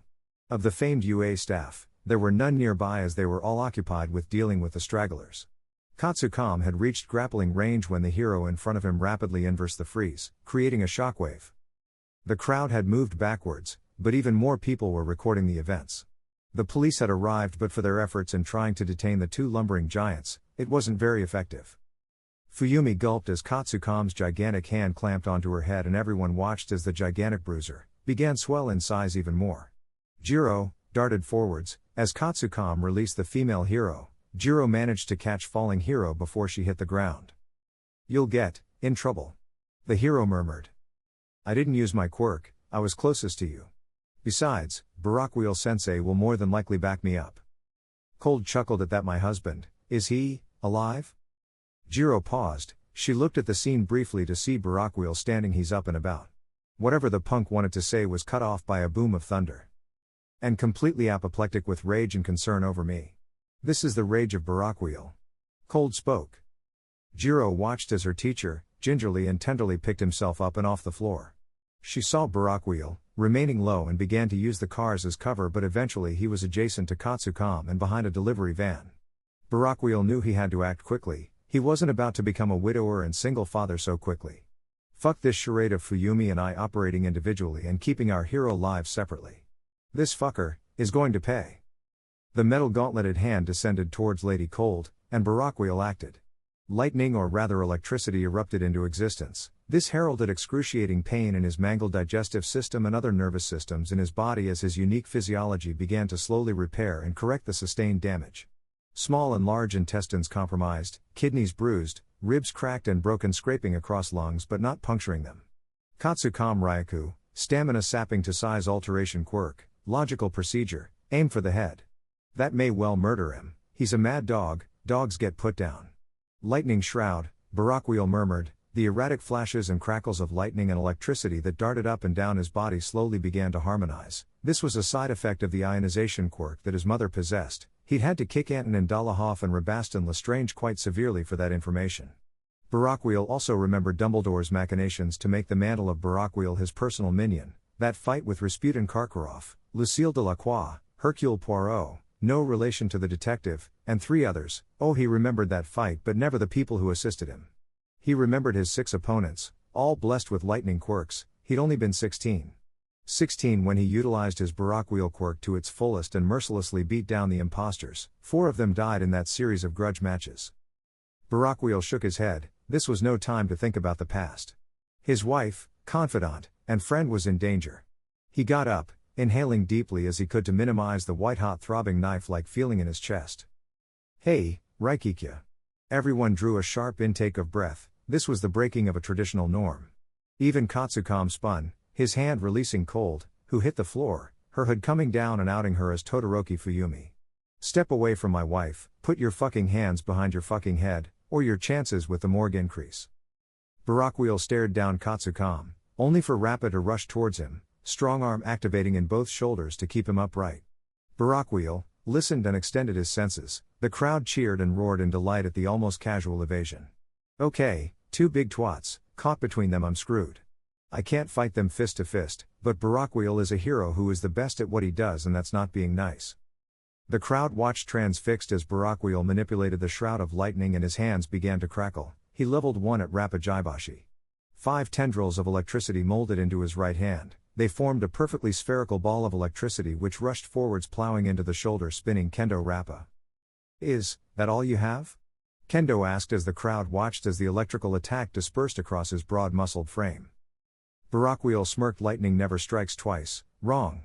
Rappa had no chance to react as the ground around him suddenly melted away as spears of lightning ruptured Rappa's arms, shoulders, feet, lower leg and wrapped themselves around his knees for good measure. Binds of Enkidu electric chair mode, complete. Rappa Kendo, you move a single muscle without instructions and your bindings become your execution, do you understand? I understand. Barakwheel smirked and turned on Katsukam, and now for the troll of the ball. He turned to Katsukam. Raikikya Katsukam, put your hands behind. No. I refuse to cow to the secondary police force that are heroes. Barakwheel paused. I'll agree to that. But you threaten my family, you threaten my wife. For that, you're going to be facing charges. Please, for fuck's sake, give up. Katsukam snorted and charged the lightning hero. Barakwheel didn't hesitate. Blessed and cursed art thou, to enter limelight. With that he created 6'X5 sheet of lightning intercepting the outstretched hand. Katsukam's last coherent feeling in his left hand was numbness, and then pain rushed along the remains of his ruined arm. The sheet of lightning had ripped his arm off and apart all the way to his elbow. Katsukam collapsed heavily on the ground, in agony. Give up, Katsukam, next time you experience limelight, none come back from that experience. Katsukam couldn't and wouldn't say anything as the pain caused him to black out as the darkness falls, and Arabia calls. One man spreads his wings, as the battle begins. Barakwheel hummed. He turned to see the video cameras of TV reporters and the video phones of the dogmatic hero enthusiasts. Barakwheel? He turned, knowing the cameras were on him. He looked, and standing, using his pupil for assistance as her strength returned, her face on display. There were no words as Barakwheel pulled his wife into his arms. You're alive, you're in one piece, I'm. Don't you apologize, Harry, I made my choice. All heroes eventually have their identity outed, you might as well accept it. Fuyumi murmured. You might as well enjoy it. Not many heroes take down 2B ranked, one of whom you took down alongside a C ranked one. Harry smiled thinly. I think I'm going to lose credit for brutality and my open agreement with a villain. Fuyumi tapped her husband in the stomach. A lot of the public are well aware of your stances, mannerisms and behavior patterns. I follow hero trends, and well, you're making a trend if only because you follow the status quo reluctantly and voice when the government acts irrationally. Harry took a deep breath and grunted slightly. Fuck me, broken ribs are never fun. With that he turned to the cameras and found a nearby busted car. He trudged forwards and perched himself on the roof of it. Apologies for carjacking, but right now this car is the throne of thunder and the thunder hero is residing. Now please, this is a school night, let's make this quick, and please run requests for interviews through either my agency or the principal of UA. Is that acceptable? It's acceptable. Barakwheel. Nippon News Network, why haven't we heard of you before now? I didn't want to be known about. Getting spotlight puts a target on your back. My track record of spotlight incidents definitely do not make me a suitable hero for the public. Next? Do you do autographs? This came from a young 8-year-old who was wearing a muted yellow hoodie. Any of you got a pen? Mine's, kind of. Barakwheel patted himself down and his side broke and embedded in the upper thigh area, the extreme upper thigh. You mean your pen broke and the fragments are stuck in your ass, Jiro blurted. Barakwheel turned to her. Jiro, get an additional 200 push-ups in your gym training class tomorrow. Jiro went to respond. Teacher privilege, sorry sensei.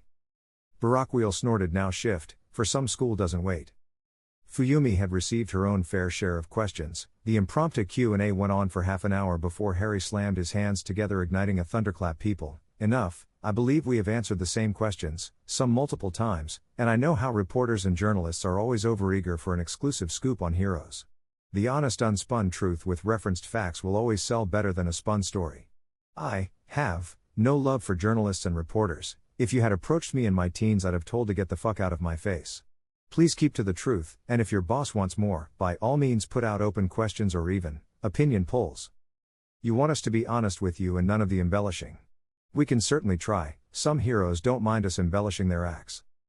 Being recognized, being in the spotlight, I despise it. But this is for the record, if you can get me off force-fed scripted responses, that's where you see the true Barakwheel. I'd rather be a hero with too much time on my hands, sleep all night, work all day, change diapers and feed the family. I'm a simple hero, so honesty? Is it that hard? Thank you, Barakwheel and Cold signing out. The pair of them got back to UA and after paying Mike for impromptu babysitting the pair of them collapsed on the sofa. The next morning dawned far too quickly. Fuyumi looked at the time and practically shrieked, as she rolled off the sofa and dashed for the shower. Barakwheel grunted before following suit. It took the duo 15 minutes, to shower, change and Fuyumi to tend to the children before heading with them across campus to the freshly built elementary school where the first class was made with younger siblings or relatives of current students. Nezu had made an announcement saying that UA were intending on becoming an all-in-one school. Fuyumi smiled to herself, the classes were small, 12 students in each class. 8 classrooms, so the grand total of 96 pupils and she was a homeroom teacher. Thankfully, with her quirk of temperature obedience in the class was rather simple, lower or raise the temperature. Life was good when you could teach at a hero school.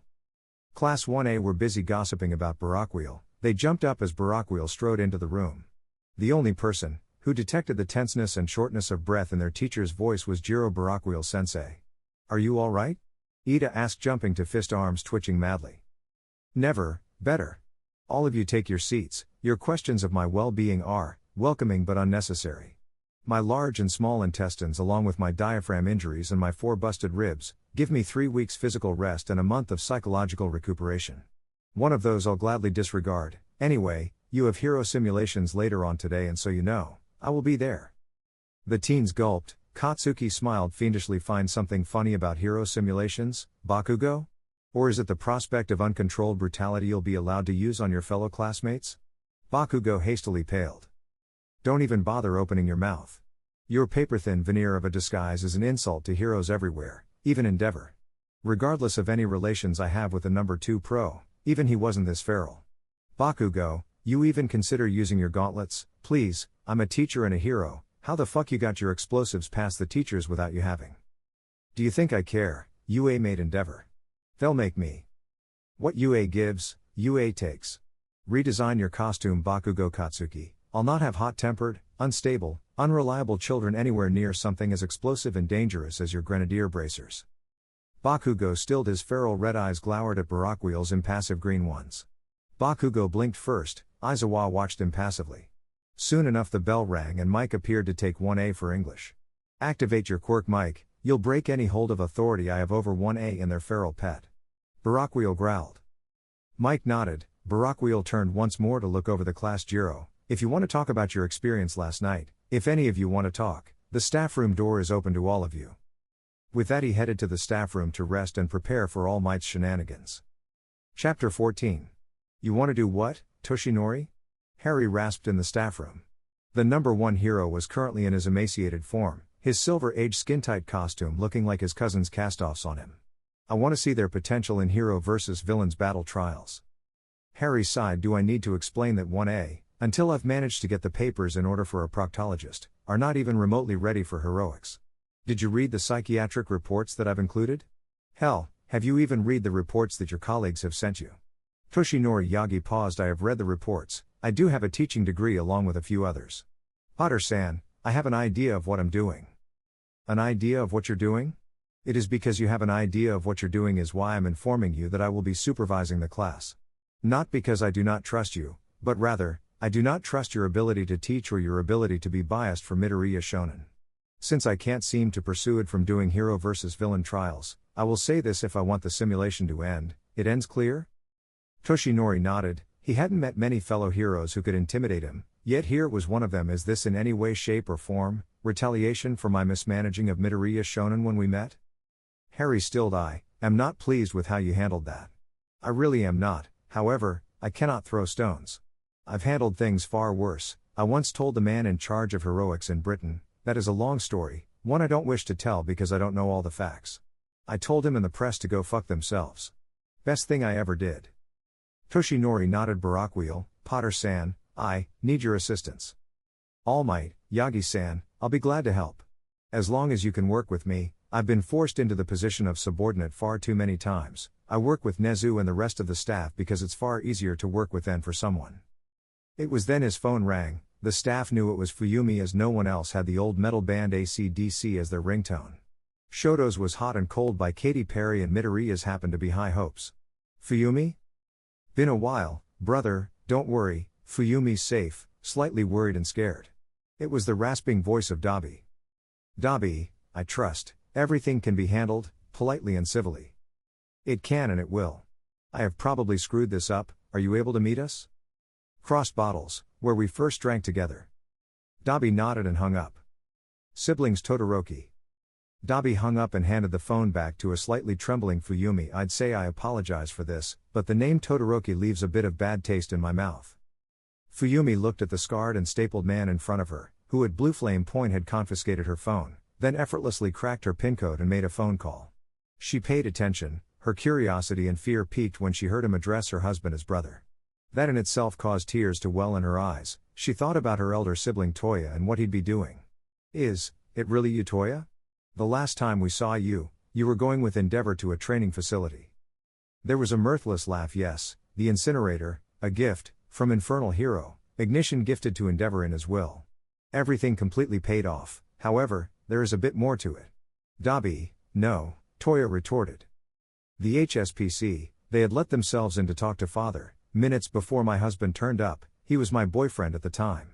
He clocked them, and they had a stare down with one another and I was pretty sure the house was going to explode. I've never seen Harry that angry. Even Turbo Arms and Vitality Leech whom we put away last night didn't anger him as badly as the HSPC, Fuyumi stated. She didn't agree with Harry completely about the HSPC, but as she and Harry got closer together especially during his NQTA, newly qualified teaching assistant, year.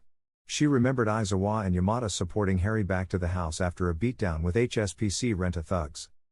Toya looked at Fuyumi then down at the pram. They look like him, got your eye.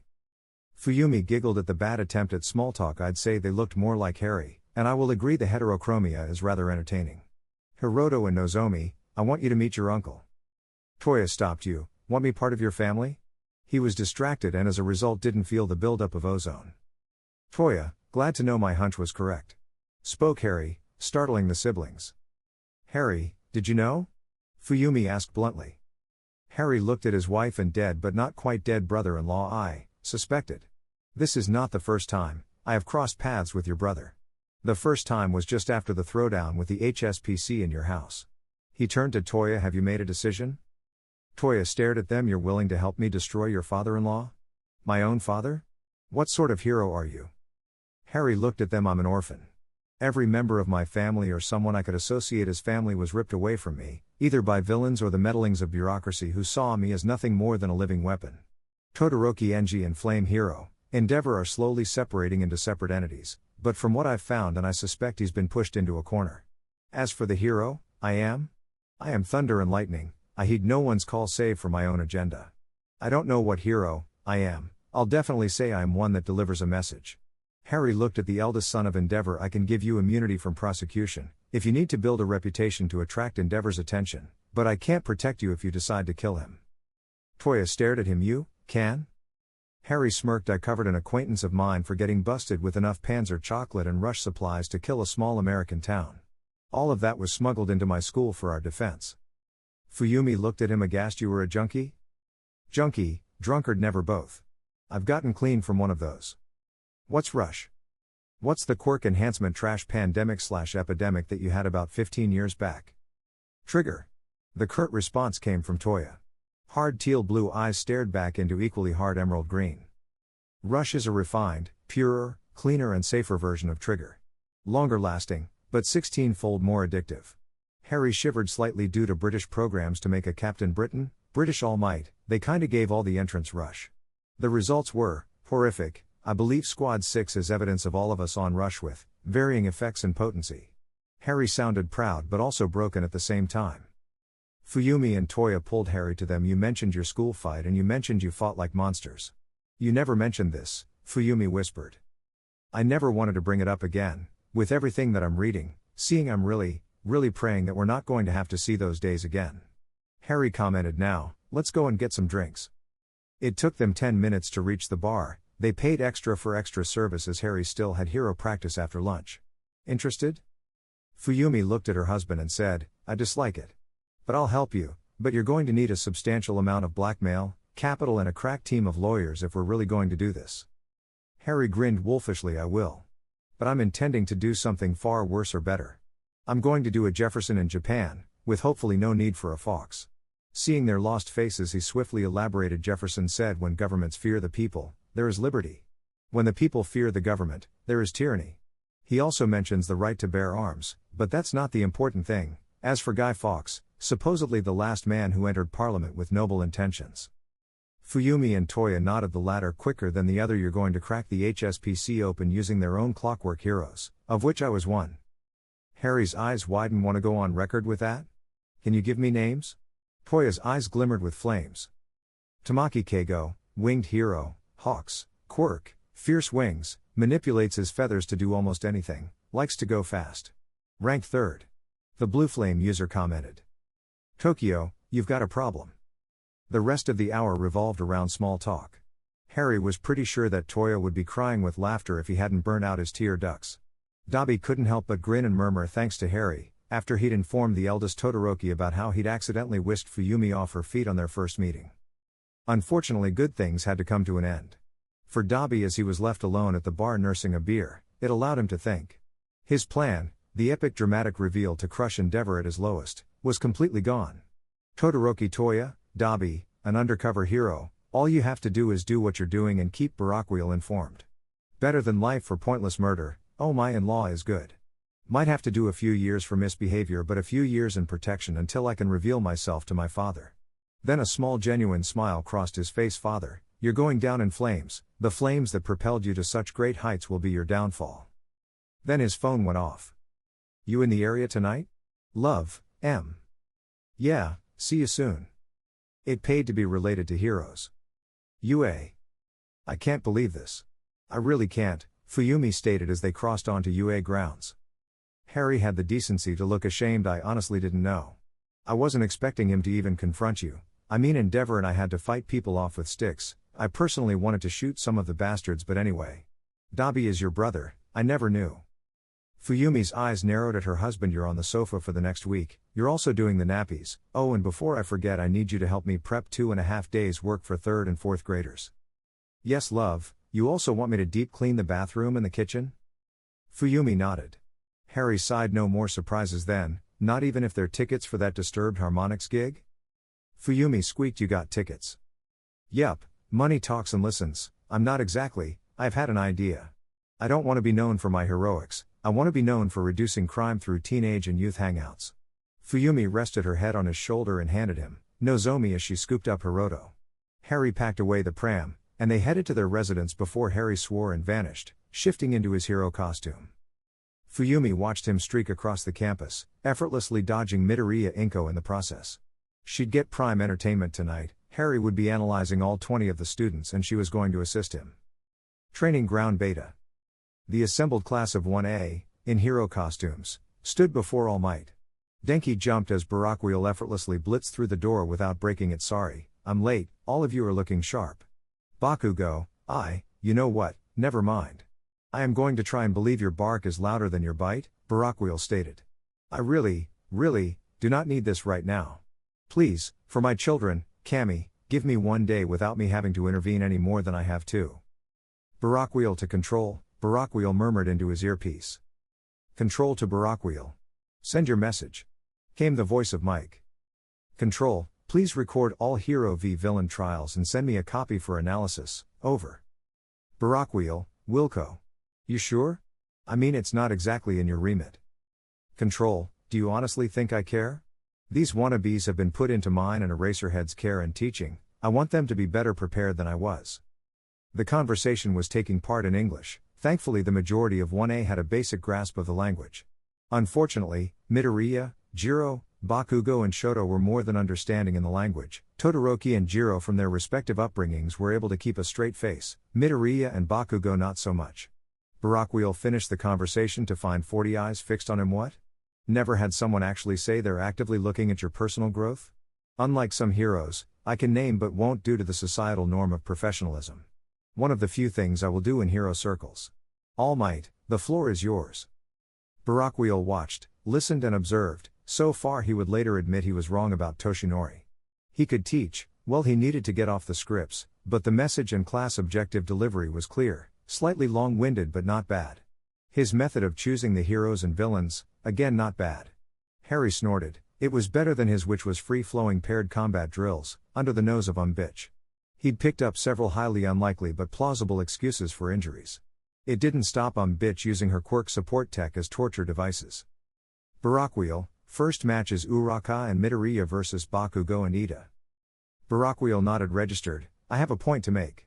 I personally think this is a bad idea, please also note that this might be extremely biased. All Might and the observing 16 students nodded. Jiro, who was a quiet studious girl, made lining notes of bias and heroic bias. There was something about Barakwheel's language that unsettled her. Her misgivings were founded. They'd thought the animosity between Bakugo and Midoriya was unfounded, but everyone watched as Bakugo actively and premeditatively sought out the green-haired teen Deku. I'm going to kill you. Barakwheel to Bakugo, don't even contemplate. Barakwheel began. Barakwheel, I am certain that Bakugo Shonen will not. No one read the fucking psychiatric reports, Bakugo, so help me, if you follow through with this you'll be lucky to have a spot in Gen Ed here. Bakugo snorted, looked at the camera rather uneducational of you sensei? Not letting your students.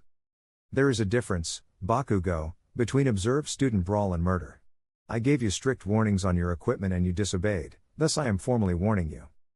He'll be fine if he dodges. With that he pulled the pin. And everything went white. Chapter 15. Everything went white. Bakugo Katsuki cackled, as he pulled the pin on his blaster gauntlet. He'd been told repeatedly that his quirk was the most powerful quirk his shitty teachers had ever seen. He wasn't dumb, he could see that his teachers were using him as a meal ticket to the top. The other thing they had allowed him to do, casually assert his dominance over anyone he deemed beneath him. In this case everyone, and everyone else was dominant over Deku. Nothing else mattered apart from showing Deku, he didn't belong at UA and no one was going to prove him wrong. As his explosion whited out everything in front of him and temporarily deafened him, he was unprepared to see Barakwheel standing in front of him. His jaw dropped, his gauntlets were meant to be unstoppable. Heroes and villains fail the exercise. All four of you back to the viewing room for a public dressing down. Barakwheel growled. You can't do that. I know my rights, you can't do this to me. You have no right to dismiss me. I am the strongest student you have. Katsuki can, shut your bloody mouth. I have half the mind to expel you, then have you on trial for hate crimes, quirk-assisted actual and threatened bodily harm, death threats, witness to grievous bodily harm. Do you want me to even list the 60 witnessed illegal quirk usage? Yes, Katsuki-chan, I do know what you said to Midoriya at your middle school, something I've heard about him in the street. What rattled the exceptionally irritable teen was how nonchalant and conversational his no-named none-recorded teacher was when it came to what he'd done. The viewing room scattered as Barakwheel entered with the four combatants. The villains acted irrationally and with ill consideration of their goals, detonated the bomb under their own actions, which would have dropped the building, killing both heroes, villains and civilians. The heroes could have won this but failed to capitalize on the barely working partnership of the villains. Thus both teams lose and fail. Next 4. Sir, Yaoyorozu stated. Yes? Yes, they both lost, but the most effective corpse and the one who should have won would have been Midoriya. Apart from our inability to decipher his mumble storm, I think he won this. Barakwheel nodded. You make a good point. Anyway, next 4? The next 4 were Todoroki and Shoji as heroes, against Ojiro and Hagakure as villains. Todoroki immediately froze the building. Heroes win, although Todoroki will be fined immensely for potential frostbite and hypothermia on Hagakure. Oh, and Todoroki, rein it in. I was half tempted to declare it a failure and say the bomb activated. You can't. Began Ashido, provoking Barakwheel's temper. I can't what, Ashido? Declaring losses and failures on stuff we don't know. Heroes never know what you're going up against. I lost 3 good friends because the villains came with a kit that neutralized their quirks. I nearly lost my fucking leg to a bouncing Betty mine tied to a tripwire on the 6th floor staircase, where I had been concealed throwing coins at railgun speeds at our invaders. So, yes, Ashido, I can say if heroes lose when they win, heroics is a line of work where you're playing for keeps, that keep are your lives and civilians. If you don't like it, the door is right there. I'm being a dick and a hardass so you don't suffer like I did. You'll love to hate me and hate to love me, but you'll be bloody grateful when your heroic debut goes sideways. Next 4. Tokoyami Fumikage and Asui Tsuyu, Heroes vs Kirishima Eijiro and Saruhanta. Heroes win, just about. Nice work Asui with a tongue bind on Kirishima, although really risky. Fumikage, tough luck about getting caught by Saru. Also Dark Shadow, well done on getting the bomb. Kirishima, Saru, I trust you know where you went wrong? Nice job. Everyone, that's what I'm talking about for decent examples of heroic initiative. You've got us in your ear, use us. Next. Kaminari Denki and Jiro Kyoka, Heroes vs Yaoyorozu Momo and Mineta Minoru, Villains. The viewers watched as All Might had to physically restrain Barakwheel from headbutting the wall. Heroes fail. Villains win. All Might stated Jiro Shonen, get your partner to Recovery Girl. The number 1 turned to the class. Denki was an idiot, unleashing his quirk like that. Is Barakwheel sensei alright? Barakwheel sighed, I'll be fine, I'm just flabbergasted at how impulsive some of you are. Bakugo for all of the trials had been sulking in the corner. What no one had noticed, thankfully, was from Barakwheel's position. The lightning hero could zap the explosive teen with jolts of electricity should he act up. Aoyama Yuga and Ashido Mina, Heroes vs Sato Rikido and Kota Koji. Villains win, nice job villains in running down the clock. Rikido, gotta ask, do you lift? Barakwheel curiously asked, getting a jaw drop in response. That's going to be a no. Anyway, homework, I want 4,000 words and 2 essays. One is a report on how you feel your battle exercise went and another on another duo. However, for those who were heroes, you must analyze another pair who were villains, not the people you went against. You all have my staff email address, should you need to contact me. Class dismissed. And with that All Might rushed out of the classroom. Bakugo, we have a chat with Aizawa, the principal and your parents. Nezu, who had been watching through cameras, had already summoned Bakugo's parents. Principal Nezu, thank you for inviting us. Now what has my hard-headed brat of a son done now? Growled Bakugo Mitsuki as her husband sighed. Same as always, opened his mouth with some vulgar or ill thought, only this time it appears someone is in the process of bringing him back to earth, with us as well. Nezu fought to keep a grin off his face. Mitsuki Masaru was right, Nezu's musings were cut off when there was a sharp knock at the door. Come in. Now Bakugo, are you going to grow up and walk in, or do I need to ruin your dignity and carry you in like I do my children? That's what I thought. Now hold still, don't start snarling at me, I don't get paid enough to deal temper tantrum teenodlers. The speaker revealed himself to be a very young man, early 20s, and he was carrying her son like a toddler. Mitsuki had her phone out to take some pictures. Hiro-san, thank you for this opportunity. Bakugo-san, you're quickly going to find this discussion very painful. I tried to resolve it with your son, but our discussion wasn't very fruitful, and as a result, this is the next step. Mitsuki and Masaru stiffened, they didn't like the sound of this. The hero removed his mask. Thunder Hero, Barakwheel at your service. I'm a TA for Homeroom Hero Class 1A, which has your son in. I have had Bakugo under my tuition for a week, and quite frankly ma'am, unless I get some serious answers about your son, I am going to be putting him on serious criminal charges as an adult, for is by far the closest thing to an animal in my class.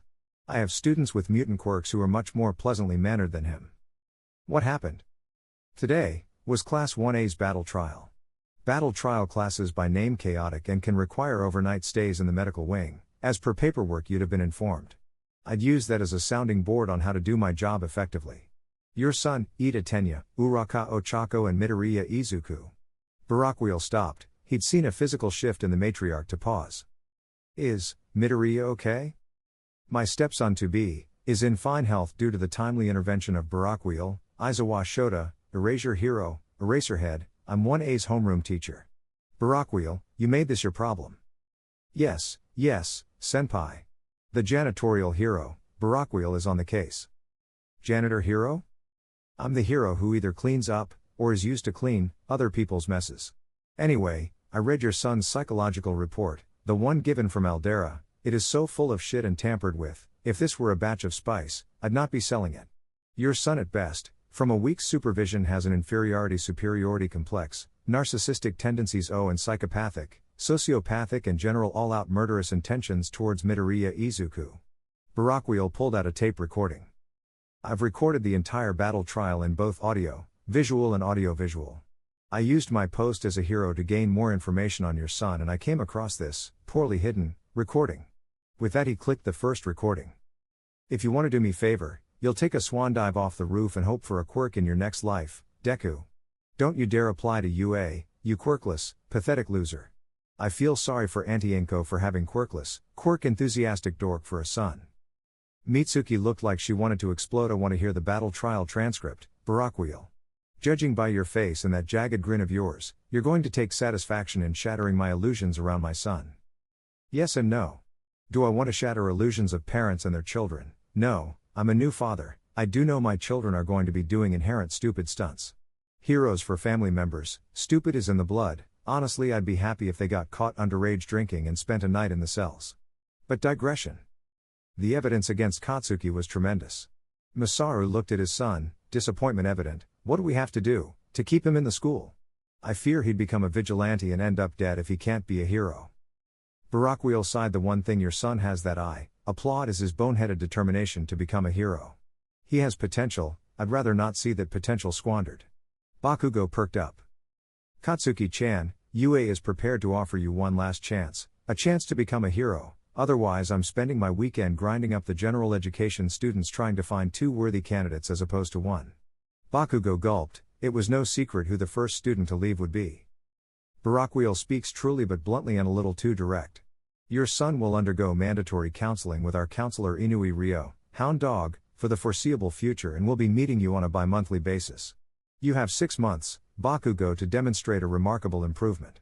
On top of counseling, Bakugo, you will be recording any and all emotional triggers that might upset you. I also expect you to be civil with all of your peers, including Midoriya Izuku. Nezu explained, grinning madly. Barakwheel decided to give the big stick to Nezu's bitter carrot. I don't give a shit if you act like an animal bringing villains down, but being a feral beast to your peers, I will put you and your dreams down like a dog with rabies. Bakugo gulped, but he made eye contact with his homeroom teacher. Bakugo, Katsuki, do we have a deal? There was the open hand and in Bakugo's eyes the only lifeline for his dream. Bakugo took it only to find his body locked down as the electricity rushed through him. He watched as Barakwheel grinned madly. Sorry about the electricity, not sorry about the deal. Bakugo wanted to grunt. It's fine. Your assignment is 4,000 words, 2,000 on my view of the event and 2,000 word analysis of another hero pair. Anyone writing about electricity and the heartbeat? Denki and Jiro, not that I know. Anyway, you have until Monday to do it. Barakwheel, we tend for assignments to be done for the next day. Nezu commented. They've got enough to do already. It'll give them practice in. Barakwheel stopped as the familiar opening wail of Immigrant Song began to play. Barakwheel stiffened. Immigrant Song meant, knowledge heroine, Athena, better known as Hermione Granger, was calling. Barakwheel? Barakwheel answered his phone and answered it. Athena, I understand this is very important, but I'm in the middle of something. Super. Call me in 10 minutes. My apologies, my old friend just rang. It's not good news. Nothing requiring hero advice, just a little bit of a shock. The meeting was swiftly taken over by Nezu, who promptly dismissed Aizawa and Barakwheel. As the duo headed to the teacher's residential area, Barakwheel powered down. That was extraordinarily shitty. I don't regret it though. Aizawa grunted. Remember to send me copies of your evaluations of the battle trials. I won't. All the best to Inko. With that, Harry spun away and headed into his apartment. Fuyumi was at the kitchen table, cup of tea next to her as she was finishing up her marking. Afternoon. How was your day? Harry wrapped his arms around hers, trapping her to him and to the chair. He pressed his face into her hair. All the better, for seeing you. Fuyumi watched as her husband loosened his hero costume, pulled out a bottle of pineapple juice, grabbed his laptop and loaded it up. Got 20 initial heroics briefings to type up, battle trials. And? Something set you off. I know you, Harry, the fact you buried your face into my hair. You don't do that unless something awful happened, so spill. Threatened a student with flat-out immediate expulsion unless his antics completely change. Unfortunately, he has a natural countenance of a rabid animal. Thankfully, Hound Dog will be dealing with it. It also doesn't help that Athena's called me. Fuyumi stilled. She had no idea why, but the name of Athena still filled her with worry. Fuyumi, my love, Athena is like my sister. Besides, I've got the most amazing woman as my wife in my life. Athena ensured we all came out of our scenarios alive. The fact she's called me is not good at all. By now, his in-depth analysis were about 25% done. Where Aizawa would have given lengthy, 5-page analyses on everyone's shortcomings and weaknesses, Harry's were bullet-pointed and clearly stated. They were accompanied by titles of books, journals and even media file references. As he finished, Immigrant Song played again. Athena? Baroque Wheel, Project Troll is back. 8 to 9 feet tall, gray skin, exposed skull. Fuyumi watched as her husband paled and? I've not seen anything like that here. If this is a heads up, brilliant, we'll keep a lookout. If however this is a play to get me to go home, then tough shit. It's not. You know me better than that. But speaking of back here, Malkov, Banshee and Broadside are planning on making a trip to Japan. Myself, Neville, Dean and Seamus teaching kids. Hermione couldn't help but let out a giggle. You, teaching, you're a brilliant one, just not what I'd expected. With how overbearing the political conformity is here, I'm teaching if only to flip off the government. I've already quoted Jefferson at them. Hermione sighed. I'm going to be on my way, once I persuade the rest of the team. Stay, bloody safe. With that she hung up. Little did they know, how wrong Hermione was going to be.